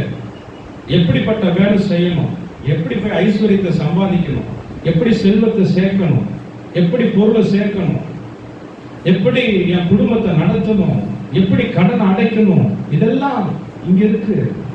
இதுல இருக்குது. கர்த்தர் உங்களுக்கு உதவி செய்வார். அல்லேலூயா சொல்லுங்க பாப்போம். அப்ப ஐஸ்வர்யத்தை கேட்கணும், ஐஸ்வர்யத்தை தேடணும், அடுத்தது ஐஸ்வர்யத்தை தட்டணும். தட்டணும்னா என்னது? பரலோக ராஜ்யம் பலவந்தம் பண்ணப்படுகிறது. பலவந்தம் பண்ணுகிறவர்கள் அதை பிடித்து பறித்துக் கொள்ளுகிறார்கள். தட்டணும்னா பலவந்தம்னா ஐ டிமாண்ட், எனக்கு இது வேணும். பிடிவாதம், பிள்ளைங்க பிடிவாதம் பிடிக்கிறாங்க பார்த்துக்கிறீங்களா? சின்ன பிள்ளைங்க, எனக்கு சாக்லேட் கொடுக்கலன்னா நான் சாப்பாடு, அதுக்கு பேர் என்னது? எத்தனை பேர் பிடிவாதம் பண்றீங்க? ஆண்டவர் எனக்கு ஒன்று கற்றுக் கொடுத்தார். நீ என்ன கேட்கிறியோ அதுக்கு கீழே நான் கொடுத்தாலும் நீ காம்ப்ரமைஸ் ஆகாத. நீ கேட்டதுதான் வேணும்னு உறுதியா நில்லுன்னா. ஓ, நல்ல வெளிப்பாடு. ஆமென், அல்லேலூயா. நான் கேட்டேன், லைவ் போடணும், நிறைய யூடியூப்ல நிறைய பண்றேன், எனக்கு ஒரு மொபைல் வேணும். ஆண்டவர் எந்த மாதிரி மொபைல் வேணும்? நல்ல மொபைலா வேணும். நல்ல மொபைல்னா கரெக்டா சொல்லு. ஒரு 30,000 ரூபாய் எனக்கு ஒரு மொபைல் வேணும் ஆண்டவரே அப்படின்னு. அப்படியா? ஏன்னா அது வரைக்கும் நான் அந்த ரேட்ல வாங்கினது இல்லை. 10, 12, 8 இப்படிதான் வாங்கிட்டு இருந்தேன். அப்புறம் டக்குன்னு ஒருத்தர் வந்து சொன்னார், பாஸ்டர் ஒரு ஆஃபர் போட்டுக்கிறாங்க பாஸ்டர், 15,000 ரூபாய்க்கு சூப்பர் மொபைல் கிடைக்குது பாஸ்டர். அப்படியா? 15,000 ரூபாய் தானா? நல்லா இருக்கா? வீடியோலாம் சூப்பரா எடுக்கலாம். நான் கடையிலும் போய் பார்த்துட்டேன், அடுத்து வாங்க போறேன், சூப்பரா தான் இருக்குது. அப்ப உள்ள ஆண்டவர் பேசினார், நீ என்கிட்ட என்ன கேட்ட? இப்ப நீ என்ன பார்த்துட்டு இருக்கிற? நீ பண்றது சரியானாரு? இல்லாததுக்கு கிடைக்கிறது ஏதோ உனக்கு வேணா நீயே வச்சுக்கோப்பா, கொஞ்சம் வெயிட் பண்ணா நீ கேட்டதை தருவேன் அப்படின்னாரு. ரொம்ப வேணாம், அப்படியே வச்சுட்டு வந்துட்டேன் நான். அப்புறம் அடுத்து ஒரு மாசம் இருக்கும், ஒரு ஆஃபர் வந்தது. சுமி என்னை கூட்டிட்டு போனது, வாங்க நீங்க மினிஸ்ட்ரி பண்றீங்க, உங்களுக்கு ஒரு மொபைல் வேணும், நான் வாங்கி தரேன் வாங்க அப்படின்னு கூட்டிட்டு போய், சரிம்மா நீ தான் ஸ்பான்சர் பண்ற, நீயே எனக்கு வாங்கி கொடு அப்படின்னு நான் போய் அமைதியாக உட்காந்துட்டேன். கரெக்டா ஒரு மொபைல் எடுத்துட்டு வந்து என்கிட்ட கொடுத்து அதோட ரேட்டு 30,000 ரூபாய். பக்கத்துல பார்த்து சொல்லுங்க, பொறுமையா காத்திருந்து கேட்டதை பெற்றுக்கொள்ளும். Don't compromise. காம்ப்ரமைஸ்னா என்ன தெரியுமா? கிடைச்ச வரைக்கும் லாபம். இப்ப புரியுதா? என்னது? 10,000 ரூபாய் கேட்ட ஆண்டவர்கிட்ட ஏதோ 1000 ரூபாய் கொடுத்தாரு, சோத்திரம். 10,000 ரூபாய் கிடைக்குனாலும் பரவாயில்ல. எவ்வளவு கிடைச்சது? 1000 ரூபாய் கையிலே கொடுத்து பாக்கெட்ல வச்சாலும் திரும்ப தூக்கி போட்டணும். நான் 1000 ரூபாய் கேட்கிறேன், எவ்வளவு கேட்டேன் சொல்லுங்க. அதுக்கு பேரு தான் பிடிவாதம். இன்னைக்கு நான் ஜெபம் பண்றேன், உங்களுக்கு பிடிவாதம் வருவதா? மனிதர்களிடத்தில் அல்ல. நான் கேட்டதை எனக்கு கொடுங்க ஆண்டவரே. நான் மெத்த வீடு கேட்டேன், 2 மாடி வீடு கேட்டேன், எனக்கு வீடுன்னு வந்தா இந்த அட்டை வீடு, ஓட்டு வீடு, கூரையில உட்காந்துட்டு இருக்கிற, ஏதோ கிடைச்ச வரைக்கும் சும்மா கிடைச்சது சோத்திரம் மட்டும் போவேன். அது மத்தவங்க அப்படி இருக்கலாம். ஐஸ்வர்யத்துக்காக நான் ஜெபம் பண்ணிட்டு இருக்கிறேன், நான் அப்படி இருக்க மாட்டேன், நான் அப்படி இருக்க மாட்டேன். எத்தனை பேருக்கு நான் பேசலாம் விளங்குது? இந்த விசுவாசம் வீடு கட்டுறது அளவுக்கு விசுவாசம் வரணும்னா முதல்ல சின்னதா ஒரு பேனா வாங்குறதுல முதல்ல என்ன பண்ணுங்க? ஆரம்பிக்கணும். விசுவாசத்தை எங்க இருந்து ஆரம்பிக்கணும்? சின்ன விஷயத்துல இருந்து ஆரம்பிக்கணும். முன்னெல்லாம் நான் கடைக்கு போனேன்னா 2 ரூபாய் பேனா, 3 ரூபாய் பேனா வாங்கிட்டு இருக்கேன். ஏன்னா எனக்கு பேனா நிறைய வாங்குறது பிடிக்கும், ஆனா எதுவுமே எழுத மாட்டேன். வாங்கிட்டு வந்து 2 நாள் ஜிகின்னு எழுதிட்டு அப்புறம் என்ன பண்ணிடுறது? அதான் 2 பொடுசுங்க வீட்டில் வர இருக்குதா, புது பேனா பார்த்த உடனே இந்த சின்னவா எடுப்பா, அப்படி மூடி பிரிப்பா, மூடி அந்த பக்கம் போடுவான், பேனா இந்த பக்கம் போடுவான், அவ்வளவுதான். 2 நாள் தான் அதுக்கு லைஃப். அதனாலயே நான் என்ன பண்றது? 2 ரூபாய் பேனா, 1 ரூபாய் பேனா, மிஞ்சி போனா 5 ரூபாய் பேனா. ஏடா நீ வசனத்தெல்லாம் எழுதுற, அவன் ஆபீஸ்ல இருக்கிறவனே 40 ரூபாய் பேனா 50 ரூபாய் பேனா யூஸ் பண்றான், நீ என்ன பண்ணணும் ஆண்டவரே? பேனா வாங்கினா சும்மா கெத்தா வாங்கணும்னு நான் ஆண்டவர். ஓகே, இனிமே நான் சின்னதா வாங்க மாட்டேன், பெருசா தான் வாங்க முடிவு பண்ணேங்க. அன்னைக்கு பர்த்டேக்கு, அந்த வருஷம் பர்த்டேக்கு நம்ம சர்ச்சைக்கு ஒரு பாப்பா எனக்கு 150 ரூபாய் பேனா கிஃப்ட் கொடுத்தது. நான் முடிவு பண்ணேன்னா அந்த மாசமே ஒரு பொண்ணு எனக்கு 150 ரூபாய் பேனா கிஃப்ட் பண்ணது. அப்பதான் ஆண்டவர் சொன்னார், நீ முடிவு எடுக்கிறதுல தான்டா உன் ஆசீர்வாதமே இருக்கு. பக்கத்துல சொல்லுங்க, எடுக்கிற முடிவுல தான் ஆசீர்வாதம் இருக்கு. சூழ்நிலையை பார்த்து முடிவெடுக்காதீங்க, பிரச்சனை பார்த்து முடிவெடுக்காதீங்க. இது இருக்குது, என்ன பண்றதுங்க? காலையில காசு இல்லைங்க, இல்லைங்க, காருக்காக நான் ஜெபம் பண்ணிட்டு இருக்கிறேன். நான் வாங்கணும், கார் வாங்கணும்னு நினைச்சுதான் நான் எப்பயும் வாங்கியிருப்பேன். செகண்ட் ஹேண்ட் கார் நிறைய, வீட்டு வாசல் வரைக்கும் கார் வந்துருச்சு. இது செகண்ட் ஹேண்ட் காருங்க, ரொம்ப கஷ்டப்படுறீங்க குடும்பமா, கார் இல்லாம, இதை எடுத்துக்கோங்க அப்படின்னாங்க. என் ஆண்டவர்கிட்ட நான் ஒரு டிமாண்ட் வச்சிருக்கிறேன், அந்த கார் வாங்குற வரைக்கும் நான் விடவே மாட்டேன். எவ்வளவு கஷ்டப்பட்டாலும் நான் பார்த்துக்கிறேன். என் பிள்ளைங்க அவங்க எனக்கு மேல இருக்கிறாங்க, டாடி வாங்கினா நல்ல கார் வாங்கு, இல்லைன்னா நடந்து கூட போலான்றாங்க. அப்பா பக்கத்துல பார்த்து சொல்லுங்க, லெவல்ல இருந்து இறங்காது. பிடிவாதம் பண்ணணும். யார்கிட்ட? வீட்டுக்காரர்கிட்ட, பிள்ளைகிட்ட கிடையாது. அங்க தட்டுகள் திறக்கப்படும், தட்டுகள் திறக்கப்படும். இப்படி எல்லாம் நீங்க வாழ்ந்தீங்கன்னா நீங்க கீழே இருக்க மாட்டீங்க, உயர்ந்த இடத்துல. புரிஞ்சுமா? சொல்லுங்க, நீங்க மேல இருக்கணும்னு கர்த்தர் ஆசை. இந்த வசனத்தை வாசிக்கலாமா? சின்னவன் ஆயிரமும் சிறியவன் பலத்த ஜாதியுமாவான். கர்த்தராகிய நான் ஏற்ற காலத்துல தீவிரமா செய்வேன். நான் சின்னவன் ஆண்டவரே, எனக்கு ஒண்ணுமே இல்லை ஆண்டவரே, பயப்படாத, நீ பெரிய ஆளா மாறுவ. சின்னவன் ஆயிரமும் சிறியவன் பலத்த ஜாதியுமாவான். ஹல்லேலூயா. நீங்க சாதாரணமா இருக்கணும்னு கர்த்தர் விரும்பல, சின்னவர்களா இருக்கணும். திரும்பவும் சொல்றேன், நல்லா கவனிங்க. பிரபுக்களோட உட்காரணும். பெரிய பெரிய இடத்துல நான் போய் உட்காரணும்னா அதுக்கு எனக்கு ஐஸ்வர்யம் தேவை. ஒரு சாதாரணமா இந்த உலகத்துல, இந்த உலகம் யாரை திருப்பி பார்க்குது? ஐஸ்வர்யம், செல்வம், பணம் இருக்கிறவங்கள தான் இந்த உலகம் என்ன பண்ணுது? திருப்பி பார்க்குது. இன்னைக்கு நான் சொல்றேன், நீங்க சொல்லணும், ஐஸ்வர்யத்தையும் செல்வத்தையும் உங்க மேல கர்த்தர் அப்படியே மழை மாதிரி கொட்டும் போது, அதுல நிரம்பி இருக்கும்போது பூமி எல்லாம் உலகமே உங்களை திரும்பி பார்க்கும். அப்ப நீங்க சொல்லுவீங்க, இது என்ன ஐஸ்வர்யம்? என் ஆண்டவர் தான் எனக்கு செல்வம். அப்ப நீங்க பேசும்போது ஊரே கேட்கும். நீங்க பேசுற இப்ப நீங்க பேசுனா பக்கத்து வீட்டு அம்மா கூட கேட்காது, எனக்கு கையில என்ன இல்லை. ஆனா உங்களுக்கு எல்லாம் வந்த பிறகு நீங்க பேசுனா ஊரே கேட்கும், ஊரே கேட்கும். செல்வத்தோடு ஐஸ்வர்யத்தோடு வாழ்வதை தேவன் விரும்புகிறார். இன்னைக்கு நல்லா கவனிங்க, ரெண்டு காரியத்தை நான் உங்களோட பேசினேன். நம்பர் 1, முதலாவது ஒரு காரியம் நல்லா வழங்கி கொடுங்க, கர்த்தர் உங்களை உயர்த்த விரும்புகிறார். சொல்லுங்க, கர்த்தர் உங்களை, நீங்க எங்க இருக்க கூடாது? கீழே இருக்க கூடாது. நீங்க எங்க இருக்கணும்? முதல்ல நீங்க ஒரு முடிவு எடுக்கணுங்க, நான் இனிமேலும் கஷ்டப்பட மாட்டேன், இனிமே நான் கீழே இருக்க விரும்பல, என் தேவன் உயர்த்தணும்னு நான் ஆசைப்படுறேன். ஆண்டவர் ப்ராமிஸ் பண்ணிட்டார், எனக்கு வாக்குத்தத்தம் பண்ணிட்டார், என் பிள்ளைய நான் உயர்த்துகிற காலம் வந்து. இன்னைக்கு அவரு ஸ்பீடா வேலை செய்யறாராம். அதான் அந்த வார்த்தை, ஏற்ற காலத்தில் நான் தீவிரமாய். இதை நான் ஏற்கனவே சொன்னேன், திரும்ப சொல்றேன், நல்லா கவனிக்கல.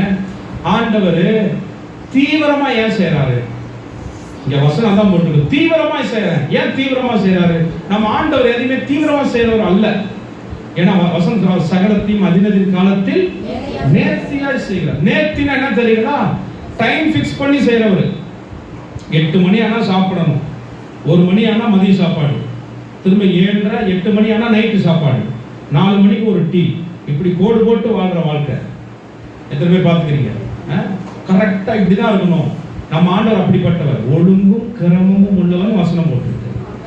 அவர் எல்லாத்தையுமே எப்படி செய்யறாரா? கரெக்டா செய்யறார், நேர்த்தியா செய்யறார், சரியா செய்யறாராம். இப்ப எல்லாத்தையுமே சரியா செய்யற ஆண்டவர் திடீர்னு சொல்றாரு, நான் தீவிரமா செய்யறேன்றார். ஏன்? இப்போ ஒரு கல்யாணம் நடத்துறோமா, வீட்டுல ஒரு கல்யாணம் நடத்துறோம், 3 மாசத்துக்கு முன்னாடியே பத்திரிக்கைலாம் அடிச்சாச்சு, சாப்பாட்டுக்கு அதுக்கு இதுக்கு சொந்தக்கார எல்லா வேலையுமே முடிச்சாச்சு. ஒரே ஒரு வேலையை செய்யறதுக்கு மறந்துட்டோம். அடுத்த நாள் காலையில கல்யாணம், இப்ப நைட்டு தான் ஞாபகமே வருது, என்ன தாலி வாங்க மறந்துட்டோம். ஐயா கரெக்ட், என்ன மறந்துட்டோம்? தாலி வாங்க மறந்துட்டோம். நாளைக்கு விடிஞ்சா கல்யாணம், நைட்டு. இப்ப தாலி வாங்குறத எப்படி செய்வீங்க? பொறுமையா நிதானமா யோசிச்சு, எனக்கு இந்த டிசைன் பிடிக்கல, எனக்கு அந்த டிசைன், காலையில கல்யாணம், ஏதோ மஞ்சள் ஏதாவது வாங்கிட்டு வாடா போய் ஏதாவது. அப்ப ஆண்டவர் தீவிரமா ஒண்ணு செய்யறாரு அப்படின்னா அதோட அர்த்தம் என்னன்னா, அந்த விஷயம் முன்னையே நடந்திருக்கணும், அது காலதாமதம் ஆயிடுச்சு. அது ஏற்கனவே நடந்திருக்கணும், அது என்ன ஆயிடுச்சு? லேட் ஆயிடுச்சு. இப்ப லேட்டான இந்த பீரியட நான் கால்குலேட் பண்ணணும், சரிபடுத்தணும்னா இப்ப இந்த விஷயத்தை நான் சீக்கிரமா செய்யணும். அப்ப உங்களை உயர்த்துவதை கர்த்தர் எப்படி செய்ய போறார்னா, தீவிரமாய் செய்ய போறார். எத்தனை பேர் நான் பேசுறது வழங்குது? பக்கத்துல பார்த்து சொல்லுங்க, உங்களுடைய உயர்வை கர்த்தர் தீவிரமா செய்ய. ஏதோ காரணத்தினால லேட் ஆயிருக்கலாம், பிசாசு தடுத்து இருக்கலாம், மனிதர்கள் தடுத்து இருக்கலாம், ஏன் நாமளே தடுத்து இருக்கலாம். ஏதோ ஒரு வகையில லேட் ஆயிடுச்சு. நம்மளோட உயர்வு என்ன ஆயிடுச்சு? லேட் ஆயிடுச்சு. இப்ப கர்த்தர் நமக்கு வார்த்தை கொடுத்துட்டாரு. எப்பா இனி லேட் ஆனதை நினைச்சு நீ ஃபீல் பண்ணாத. இப்ப நான் வார்த்தை கொடுத்துட்டேன். உன்னை உயர்த்துகிறதை நான் தீவிரமாய் செயல்படுத்துவேன், தீவிரமாய் செய்வேன். எத்தனை பேர் வார்த்தையை கேட்டுட்டு இருக்கீங்க? சொல்லுங்க பாப்பா. இருதயத்துல கையை வச்சு, என்ன கர்த்தர் உயர்த்துவதை அவர் தீவிரமாய் செய்வார். சொல்லுங்க பாப்பா. அவர் தீவிரமாய் நிறைவேற்றுவார். ஹalleluya, ஹalleluya. எல்லாரும் எழுந்து நிக்கலாமா? ஒரு 5 நிமிடம் ஜெபம் பண்ணுவோமா? கர்த்தர் இந்த வார்த்தையை கொடுக்கிறார். உன்னை உயர்த்துகிற காலம் வந்து விட்டது. கர்த்தர் உங்களை உயர்த்துகிற காலம் வந்து விட்டது. ஓ ரபா ஹல்கடோ ஷகதடா ரிபா ஹல்கடோ ரியாந்தன மல்பனா ரிபா ஹல்பலோ ரியாந்தர பௌரபா கபலபதில தியான்